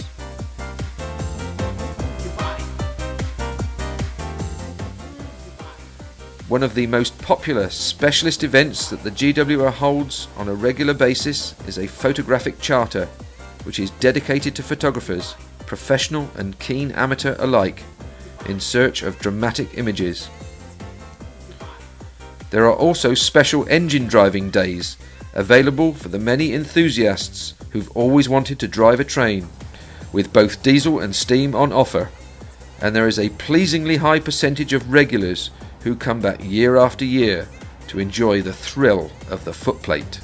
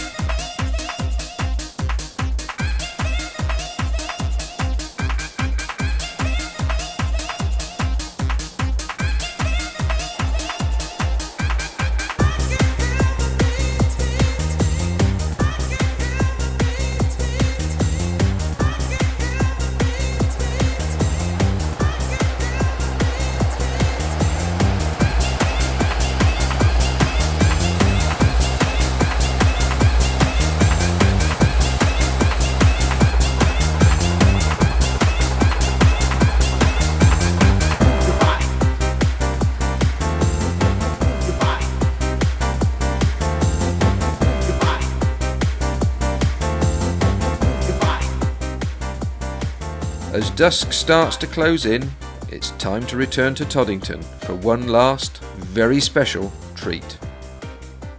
The atmosphere has now become very nostalgic, as the lamps have been lit, transmitting a warm yellow glow over Toddington's platforms.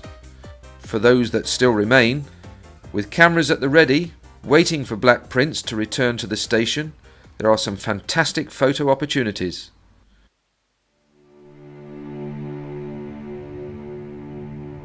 By the time the familiar whistle is heard, letting everyone know that Black Prince is on the way, it's almost completely dark.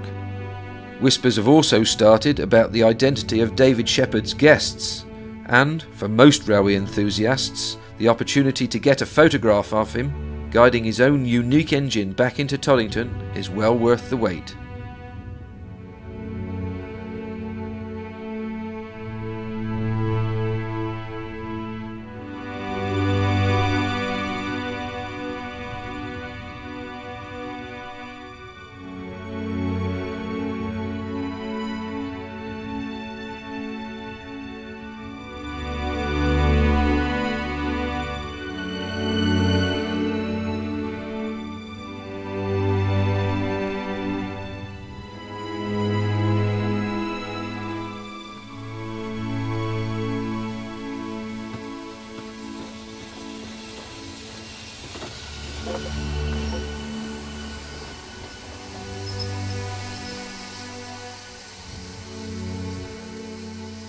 The black of the engine silhouettes against the winter night sky, and the scene is the epitome of everything that is worth preserving in a steam railway.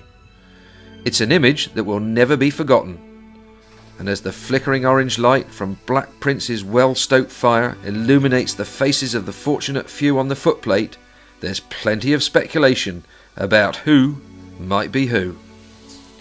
But this is a private charter, and Black Prince has been a wonderful bonus for the visitors here at Toddington today, not to mention the viewers of this programme. Black Prince has done us proud, and as for the passengers, we'll just have to leave you guessing. After all, anything's possible where royalty's concerned.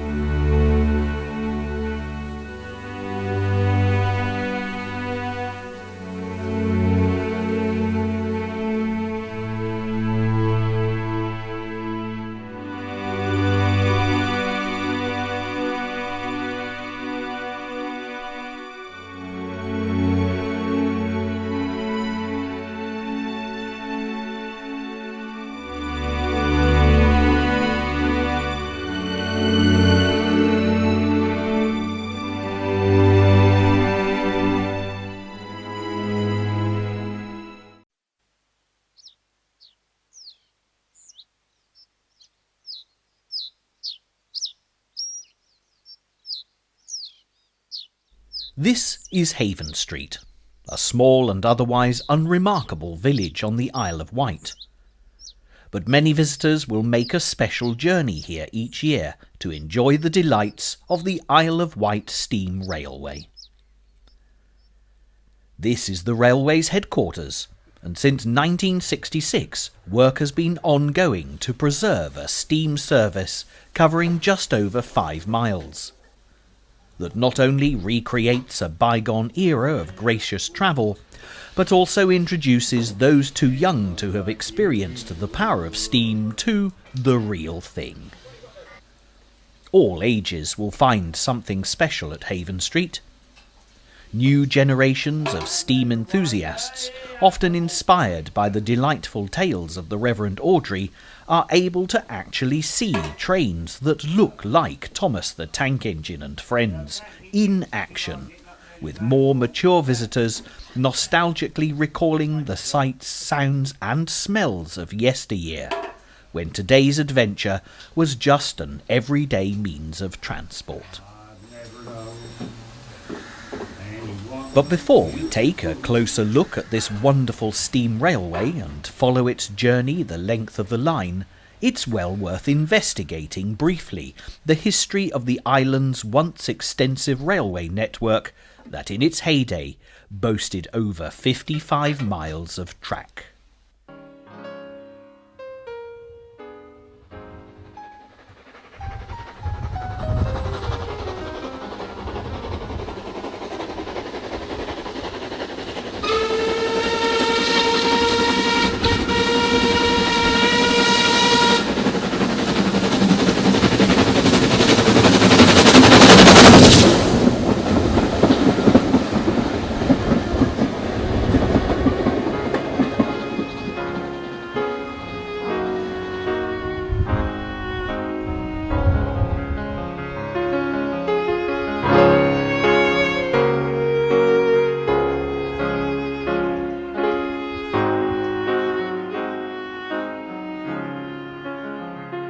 For most people, the Isle of Wight is strongly associated with Queen Victoria, whose country retreat, Osborne House, is open to the public today. The royal family enjoyed many summers here, and of course where Queen Victoria and Prince Albert led, the rest of society followed, and the Isle of Wight quickly became a popular destination. As the great new railway age dawned, an initial stretch of line opened from Cowes to Newport in 1862. It was the year after Prince Albert died, and Osborne had become Queen Victoria's favourite royal residence, bringing many distinguished guests to the island, and it was here that she died in 1901.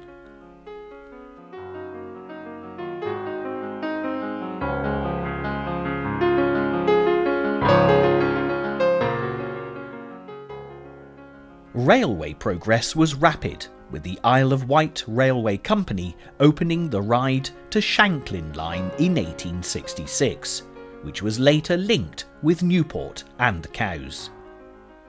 Since 1814, Ryde had been in possession of a superb half-mile-long pier for ferry passengers, and when the railway arrived, travel around the island improved significantly. By the turn of the century, all lines were completed, with regular services linking Bembridge, Sandown, Ventnor and Freshwater to the major towns of Ryde, Cowes, Newport and Shanklin. With Freshwater on the railway map, out on the west coast, access was improved to the world-famous Needles Headland and Alum Bay. This is how the railways on the Isle of Wight remained for some considerable time, with a number of different companies running the operations. The seasonal nature of the business caused many problems, and economical viability was never easy. In summer months, they needed to accommodate thousands of visitors, but in winter months, trains lay idle. Things, however, did improve when in 1923 all the railway companies were grouped together as part of Southern Railways, which continued through until nationalisation in 1948.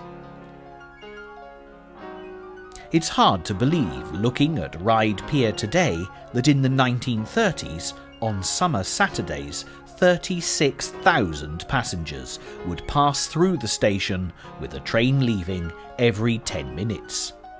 Maintaining rolling stock for such a short but frantic season must have been a logistic nightmare.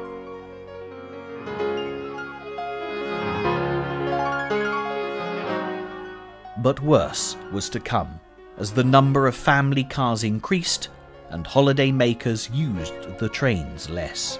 Making sufficient profit through the summer months to run the network through the rest of the year became more and more difficult. Inevitably, there were significant closures of unviable lines, and this was happening long before the much maligned Dr. Beeching turned his attention to the Isle of Wight.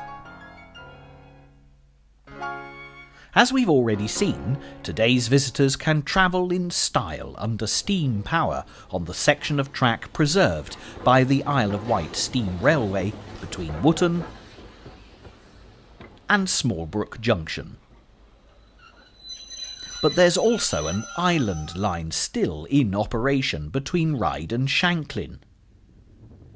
If people are unaware of the history of the Isle of Wight train services, it can come as a bit of a surprise when a London Underground train pulls up to take them to their destination. For over a century, the Isle of Wight Railways operated a fleet of antiquated tank engines and outdated carriages, acquired second-hand from a wide variety of mainland railway companies. And when steam ceased in 1966, surplus London Underground stock seemed a good alternative, and the 8.5-mile section from Ryde to Shanklin that remains in use today was electrified. It's a pleasant journey, and although perhaps not as nostalgic as the steam railway, the underground trains have a charm all their own, delivering passengers to the resorts of Sandown and Shanklin, which will always be popular destinations. The Island Line also has enviable official recognition as Britain's most punctual and reliable rail service.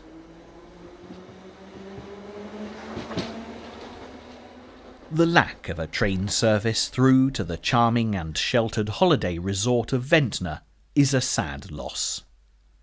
This extra stretch of line used to take passengers through the 1,200-metre Ventnor Tunnel, which is now boarded up and overgrown. This was considered to be too costly to maintain, and in 1966 the magnificent arrival into Ventnor through the dramatic cliff face ceased to be.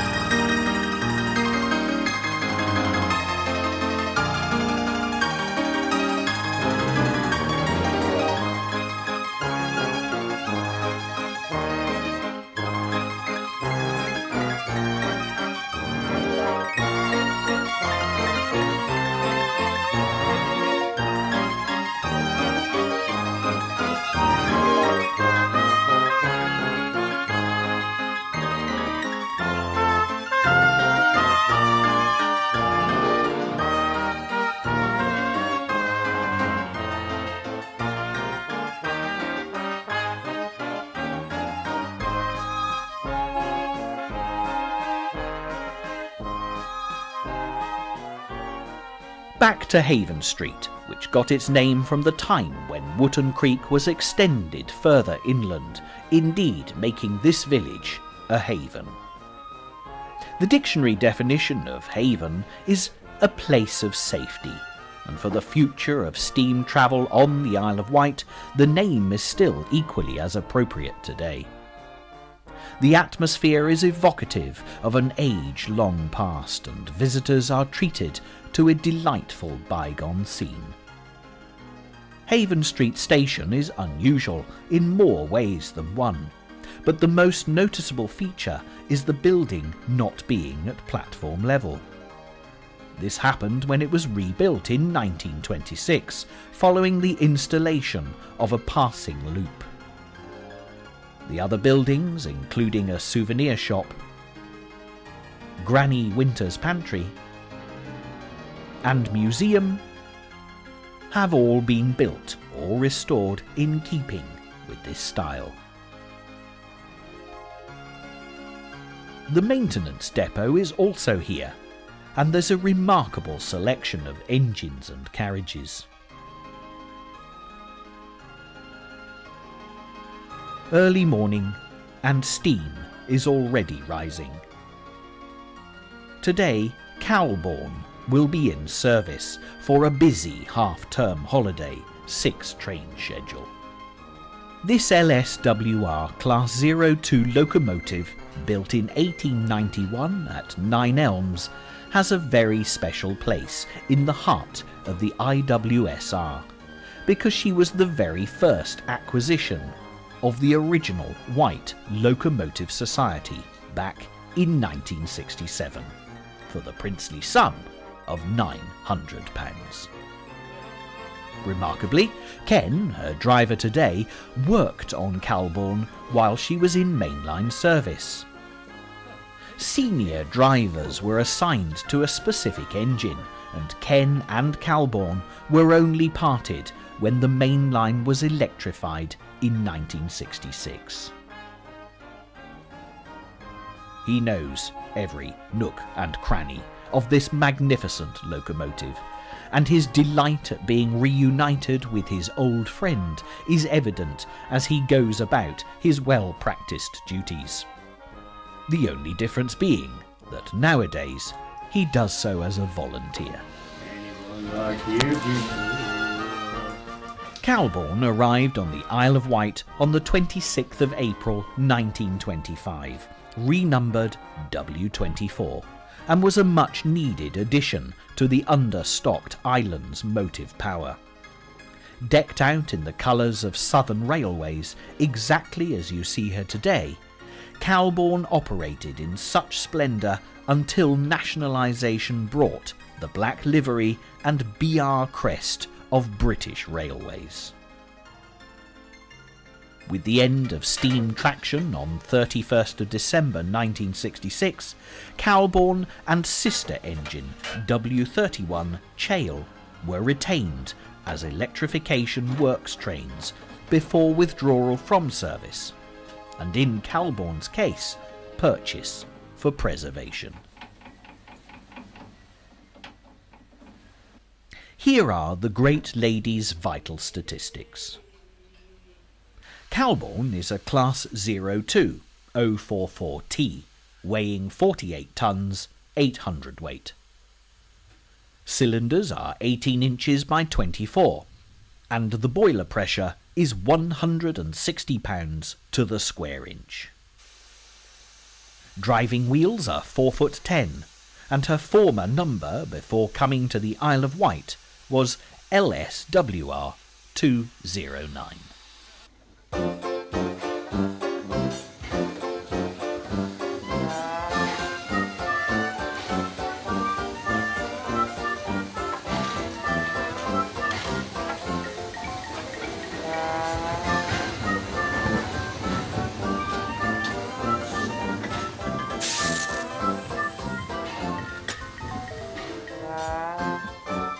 Hours later, and preparations are complete.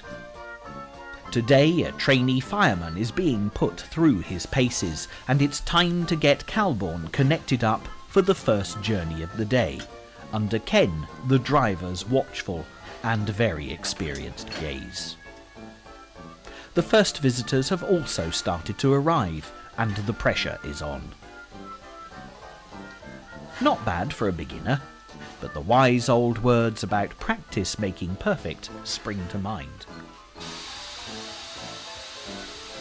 The Isle of Wight Steam Railway is a great place for youngsters who've never experienced steam as a working transport system to actually learn the skills required. To become a steam engine driver from scratch takes a great deal of dedication, and the process can start at the age of 16 by joining as a cleaner. But it'll take at least 2 years to swap an oily rag for the much prized fireman's shovel. An intensive period of training will then follow, often taking years, leading to examinations and the eventual proud passing out of a fully qualified driver. Great to know that the age-old dream of becoming an engine driver is alive and well, safely preserved as part of this very special steam railway. Haven Street is actually located in the middle of the IWSR line. The reason for this is the fact that at the outset trains were operated between Wootton and Haven Street, covering about 2 miles of track. As the Steam Society developed, opportunities arose to extend eastwards towards Smallbrook Junction to form an interchange with the then Network South East Island Line, running between Ryde and Shanklin. This 3.5 mile extension has proved to be extremely popular, and of course trains today run to both the east and the west from Haven Street. For the purposes of this programme, we'll be taking the journey from Smallbrook Junction to Wootton, stopping along the way to take a look at places of interest. We've chosen to take you in this direction because Calbourne will be operating Smokebox first. This means that she can be viewed front on. The traditional image that you would expect to see of a steam locomotive. However, she does function equally as effectively bunker or tender first. On this line, locomotives run bunker first from Wootton to Smallbrook and smokebox first from Smallbrook to Wootton. This is a single track line and there is no turntable, so it's impossible to turn the engine without literally lifting it off the tracks. As a result, at either end of the line, the engine is uncoupled and runs around the carriages to change direction. It's great fun to watch, and the visitors thoroughly enjoy the manoeuvre. Smallbrook Junction can't actually be reached by road or even footpath. The only entry point is by train, either the Island Line Electric Service or the IWSR. Although this interchange station didn't come into being until the 20th of July 1991, there was always a junction here where the Ryde to Ventnor and Ryde to Newport lines diverged, which in times long past was rather isolated for the solitary signalman. Not that this was ever an issue during the busy summer months during the heyday of rail travel. The signalman had little time to do anything but see the island's frequently arriving and departing trains safely on their way. During winter months, when there was little traffic, the signal box was switched out, with the up and down lines to Ryde operated as 2 parallel single tracks. The signal box here today is not the original, but it was brought in from Dean Farm Crossing at Whitwell, which was the only level crossing on the Murstone to Ventnor West line, which closed in the 1950s. After passengers from the Island Line have boarded, all is set for the journey to begin. Because the IWSR service runs a scenic journey rather than merely a functional transport system, trains are less frequent. With visitors timetabled in from as far afield as Portsmouth, the steam service will always wait for the colourful London Underground trains of the Island Line to arrive. This is one place, beautiful as the countryside might be, that you don't want to miss your connection. An hour until the next train is a long time to wait. Once the guard has blown his whistle and lowered his flag, it's full steam ahead for Haven Street.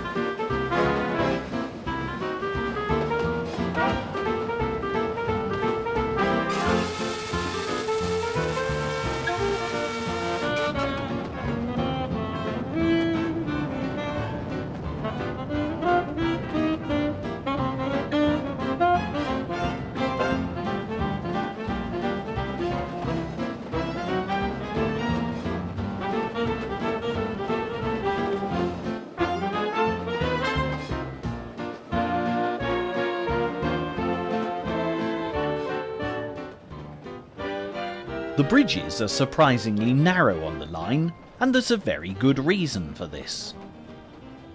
When James Brindley was building canals some years before the railways came into being, he devised a style of bridge that was extremely economical.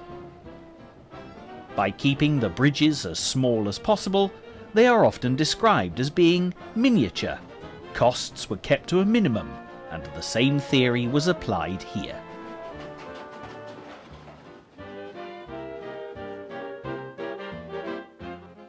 This is Ashy, an archetypal wayside halt with IWSR trains only stopping on request. There are very few stations on any line that actually have platforms that need mowing, but this is one of them. Also, you immediately notice that a great deal of clearing has gone on along the railway embankment, a testament to the extreme dedication of the IWSR's working parties that turn out in all weathers to keep the route maintained to their very high standards. All is quiet and peaceful here today. Ashy Halt is only accessible by footpath, and even the station has passed into private hands. It's been tastefully renovated and still proudly bears the name Old Station House, with the original ashy nameboards just visible through the garden fence.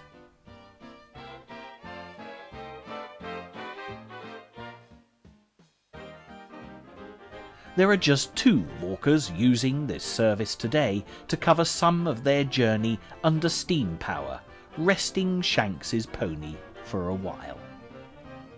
In the summer months, it's quite a different story, with many people taking advantage of Ashy's unspoiled location in the heart of the countryside to take time out from their ramblings.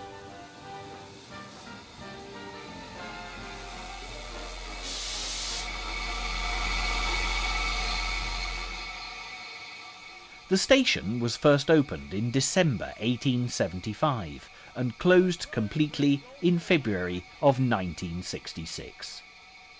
For the Isle of Wight Steam Railway, it took a great deal of time and effort to open Ashy once again in May 1993, with track needing to be located and relaid. Once the guard has given the all clear, it's a straightforward run all the way into Haven Street.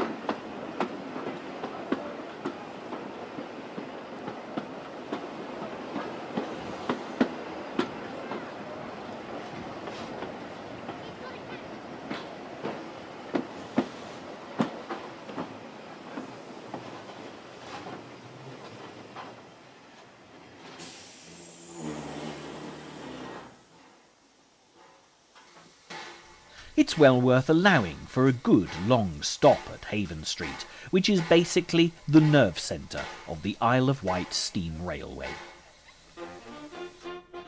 The signal box is a busy place to be when trains are arriving and departing, and it's with a very well practised and experienced eye that this volunteer signalman pulls all the right levers.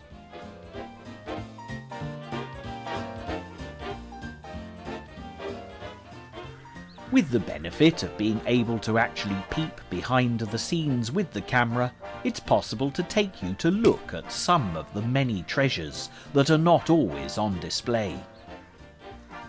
The engines and carriages in use on any given day are variable. After all, the locomotives are well over 100 years old, and despite an efficient engineering team, you can never predict exactly what's going to happen. Out in the yard today, there's plenty of fascinating rolling stock. Some awaiting the tender loving care of restoration, with other examples in immaculate condition. A prime example of a job well done is Newport W11. Popularly known as a terrier, Newport is the most famous Stroudley Class A of them all. Also in pristine condition is 198 Royal Engineer, one of the famous Hunslet-designed austerity-class locomotives built for the Army in 1953. This historic locomotive doesn't actually belong to the IWSR, but has been on loan here from the Royal Corps of Transport Museum Trust since 1992. Hidden away inside the engine shed are even more treasures, including another terrier, Freshwater W8, which has equally as fascinating a history as Newport. Built in 1877, this engine operated on the London, Brighton and South Coast Railway before being transferred to the new Lyme Regis branch in 1903. By 1913, the Isle of Wight Railway ceased to work the freshwater, Yarmouth and Newport line, and the FYN suddenly found itself in desperate need of locomotive power, so the then 734 was shipped to the Isle of Wight on hire from the LBSCR.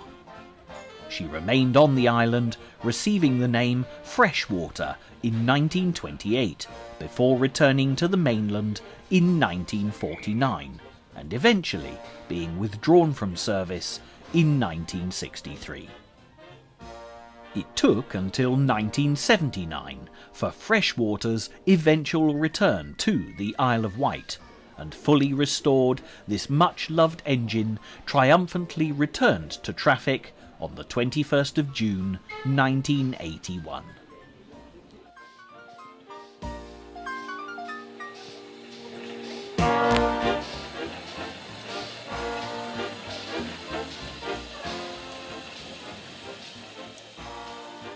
There are many flourishing preserved railways throughout Great Britain, and all of them have different specialities that make them unique. In some instances, the character is built upon the original purpose of the railway, and a perfect example of this is the Dean Forest Railway in Gloucestershire, where the region's coal mining and iron-rich heritage sets the mood for what is becoming a remarkable piece of railway history.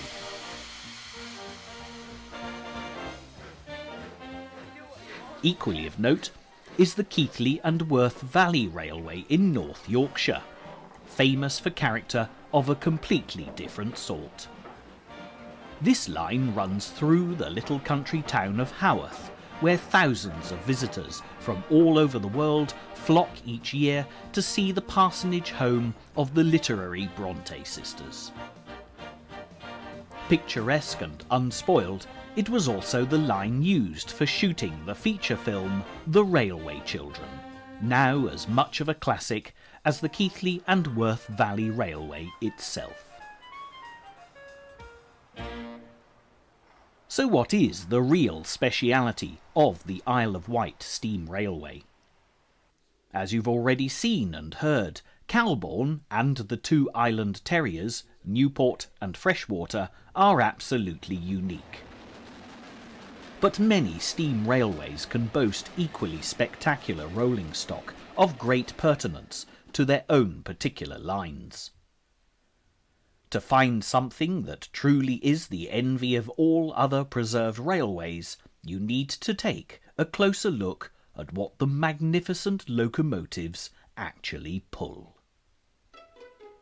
The carriages which today's visitors are travelling in are really beautiful, and there's always the opportunity for them to really live in style by upgrading their tickets to first class. It was one of those strange but much appreciated quirks of fate that started this society's collection of carriages, and they've certainly made the most of every opportunity to improve and add to their stock since. At the very beginning, when steam transport came to an end on the Isle of Wight in 1966, it was a group of schoolboys that instigated the interest for the formation of the Wight Locomotive Society. As the name suggests, it was the rolling stock that held particular appeal, and their aim was to buy Calbourne, which had been the last engine to undergo an overhaul at Ryde Works in 1965. Their bid was successful, and a preserved steam society was born. Also available were 5 bogie carriages at the princely sum of £85 each, with a 6th to follow, and as funds were available, the deal was done. Once the fascination for authentic carriages had begun, the Society embarked on a policy through the 70s of acquiring grounded bodies of Isle of Wight carriages, and when a quantity of redundant parcel vans were purchased from BR in the early 80s, it was possible to get everything back on the tracks. Today, work is constantly ongoing, and here you can see the painstaking effort that goes into restoration. Carriages in all imaginable states of disrepair have found refuge at the IWSR, after use as sheds, garages, hen houses and holiday chalets. This photograph shows the condition that some carriages have arrived in. This particular one had been used as a bungalow at Gurnard Marsh, and when the site was redeveloped, the Isle of Wight Steam Railway was able to acquire it. Now completely restored, it has become part of the very important collection of Victorian carriages that the IWSR is renowned for. As there are Victorian carriages resting through this quieter time of the year, we've the perfect opportunity to take a closer look. By the time these carriages were built, rail travel had seen some improvements in creature comforts. In the early days of the railways, even a first-class passenger had to sit in a construction based loosely upon a horsebox. In darkness, the only light was by means of a smelly oil lamp, and there was no communication possible with the next carriage or even the guard. Alarm cords were only fitted after a murder had actually been committed in a railway compartment. Second-class carriages usually had roofs, but no enclosed sides, and third-class passengers often travelled in open trucks that not only lacked roofs, but also seating. However uncomfortable this new form of transport might have been, it did little to deter the early travellers, and railway mania quickly swept the length and breadth of Great Britain. There's a real feeling of nostalgia as you enter these carriages, with polished woodwork and authentic upholstery helping to take visitors back in time. Even the smell is unique, and for the volunteers who have put hours of work into restoration, the evident appreciation of the travellers on the line is reward enough. There is, of course, a distinct royal connection with the railways on the Isle of Wight, and this lithograph of Queen Victoria and Prince Albert in the royal carriage of 1844 is of great interest when looking at the layout of this carriage. Although later, and nowhere near so grandly decorated, you can see the principle of closing off a small section at the end of the carriage. Here it's used as a first-class saloon, but it would appear to have been an ideal arrangement for members of the royal staff back in 1844, leaving a delightful sitting area for the Queen to entertain guests. Travelling around the Isle of Wight, it's well worth looking out for railway carriages still being used as sheds, beach huts and stores. However, the policy of the IWSR is to, wherever possible, acquire and return old carriages from the original island railways back into service. So don't be surprised if even the most dilapidated-looking specimen finds its way back to this very special steam society.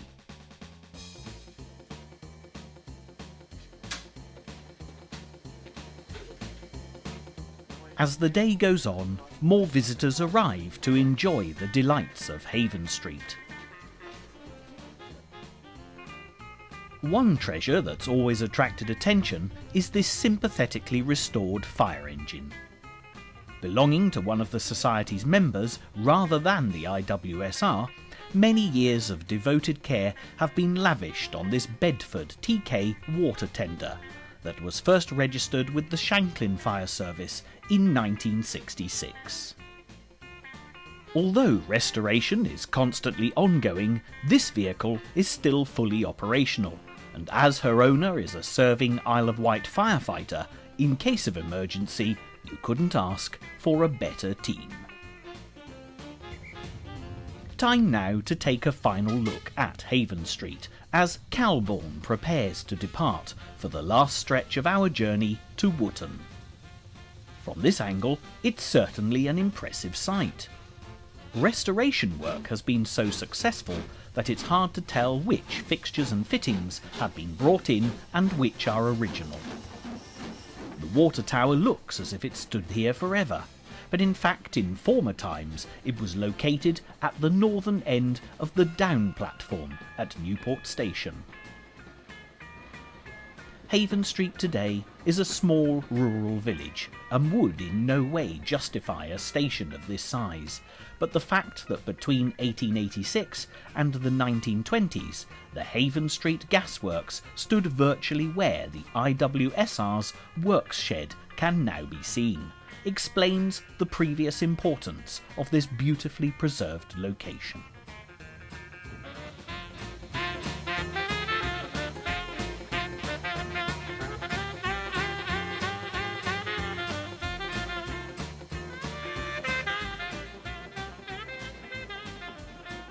One of the most noticeable elements that you'll see as you ride this line is the abundance of foliage and natural habitats, even at this late stage of the year, that covers the well-tended railway embankments. Because the IWSR runs a limited rather than a busy commuter service, there's plenty of opportunity for wildlife to flourish. Badgers have always lived along the line, and their telltale sets are clearly visible, surprisingly close to the tracks, and for bird and butterfly spotters, the summer months are an absolute joy. This last part of our journey does see a slight change in the landscape, as there's an increased woodland scene, and for many walkers, the nearby Firestone Copse and Parkhurst Forest are popular destinations.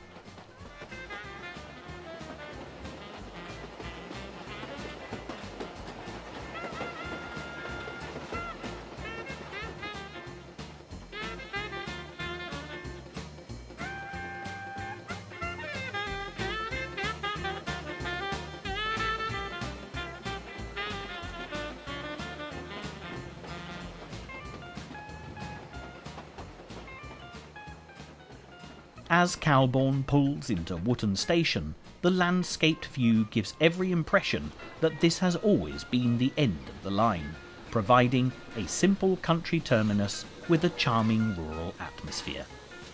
However, this has been a major work of restoration, as Wootton was one of the earlier stations on this line to close.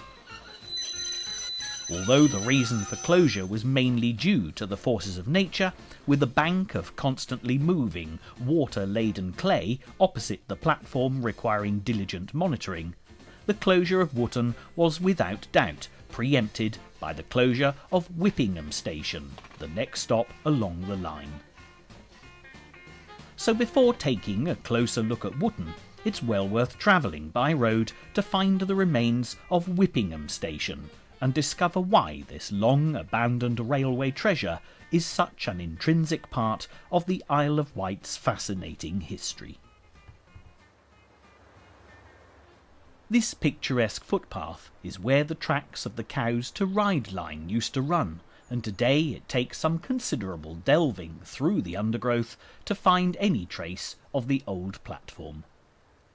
The station house is now in private hands and has been lovingly restored, despite the fact that after the closure of the line at Whippingham, it fell into disrepair and was in a poor state for many years. Whippingham Station was first opened on the 20th of December 1875 for a very important purpose. It was to be the private station for the use of Queen Victoria and members of the royal household and their guests en route to Osborne House, just 2.5 miles away, towards the mouth of the Medina Valley. Prince Albert designed Osborne as a country retreat, and his admiration of Italian architecture is evident. The great lady described it as a place of one's own, quiet and retired. And she certainly came here to escape the pressures of royal life. It was the perfect holiday home, with the many royal children greatly enjoying their own Swiss chalet in grounds as a playhouse, which still stands to this day in the beautifully landscaped grounds.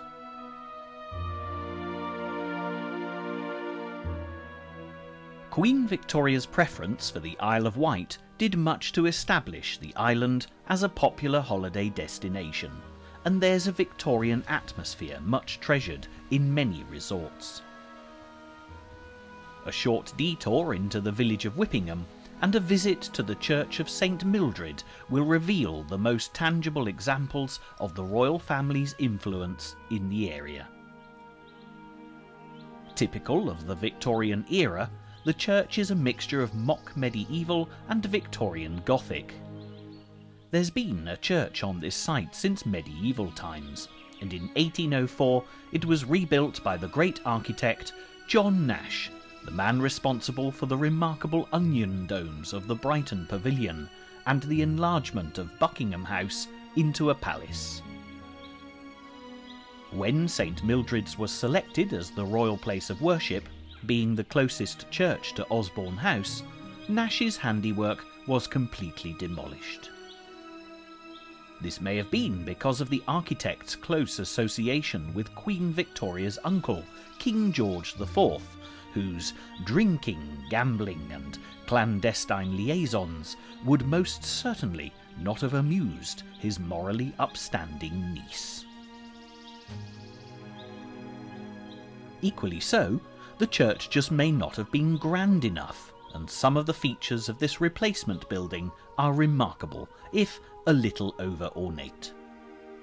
The squat tower is adorned with 5 pinnacles, and a brief tour will reveal a number of royal tombs and memorials. This lovely iron cross marks the grave of Prince Louis of Battenberg and his wife Princess Victoria of Hesse, a granddaughter of Queen Victoria. They were actually parents of Earl Mountbatten of Burma and are the grandparents of Prince Philip, Duke of Edinburgh, and as such might well have been buried with greater pomp and circumstance, but for royalty and commoner alike, a more peaceful resting place would be hard to find. Opposite the church is a row of almshouses worthy of mention, built on the orders of Queen Victoria in 1880 to provide accommodation for retired royal servants from the Osborne estate. After Queen Victoria's death, Osborne ceased to be a favoured royal residence. For her son, King Edward VII, the Isle of Wight was rather isolated for his more extravagant social tastes, and he gave Osborne to the nation as a memorial to his mother, and so it remains to this day. When royal visits were no longer a part of Whippingham life, the station was opened for use by the general public, but by 1953 it was closed on economic grounds, with Wootton also closed at the same time due to maintenance costs. Time then to return to Wootton and see the fine work the Isle of Wight Steam Railway has done to revitalise this station at the end of their line.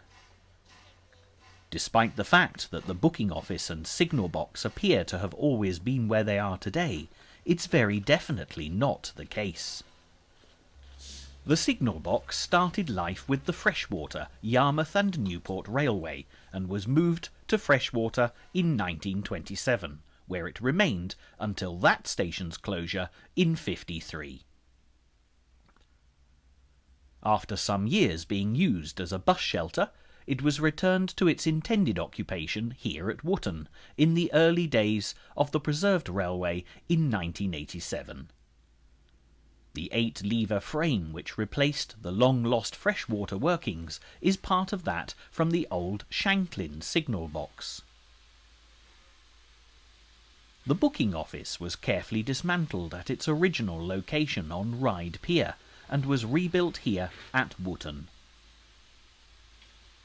Combine these elements with the fine collection of preserved wagons parked in the engineer's siding, and you have an air of years gone by that epitomises the very essence of the Isle of Wight Steam Railway.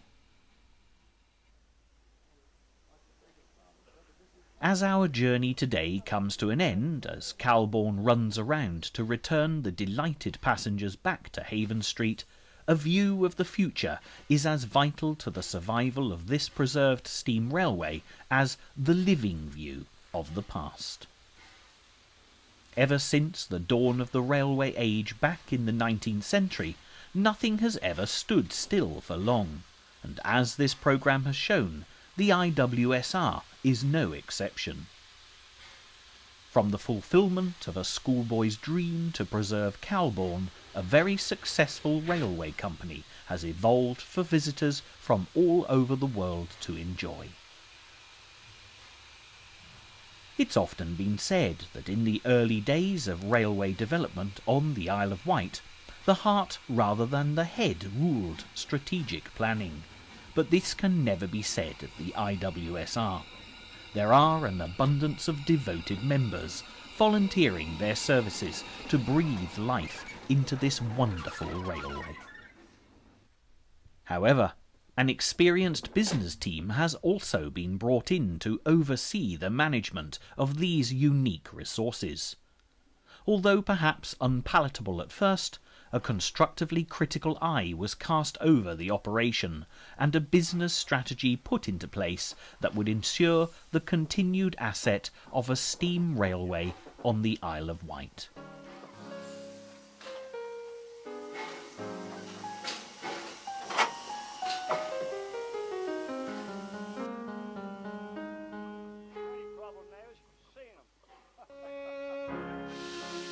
The future is bright, and at present the IWSR is fundraising for a new carriage and wagon workshop which will allow them to continue their first-class restoration and maintenance of rolling stock.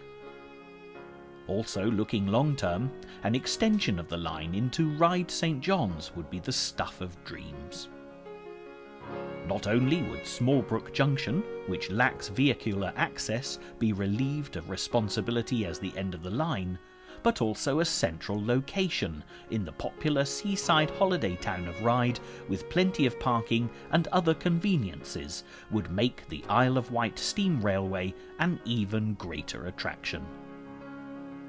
It may seem an ambition that is a long way from even being attempted, but you can never tell. With the kind of hard work and dedication that we've seen today, anything's possible. But for the time being, let's settle for watching Calbourne and her coaches disappear off into the distance, last stop Haven Street, at the end of this truly remarkable day, experiencing the power of steam on the Isle of Wight.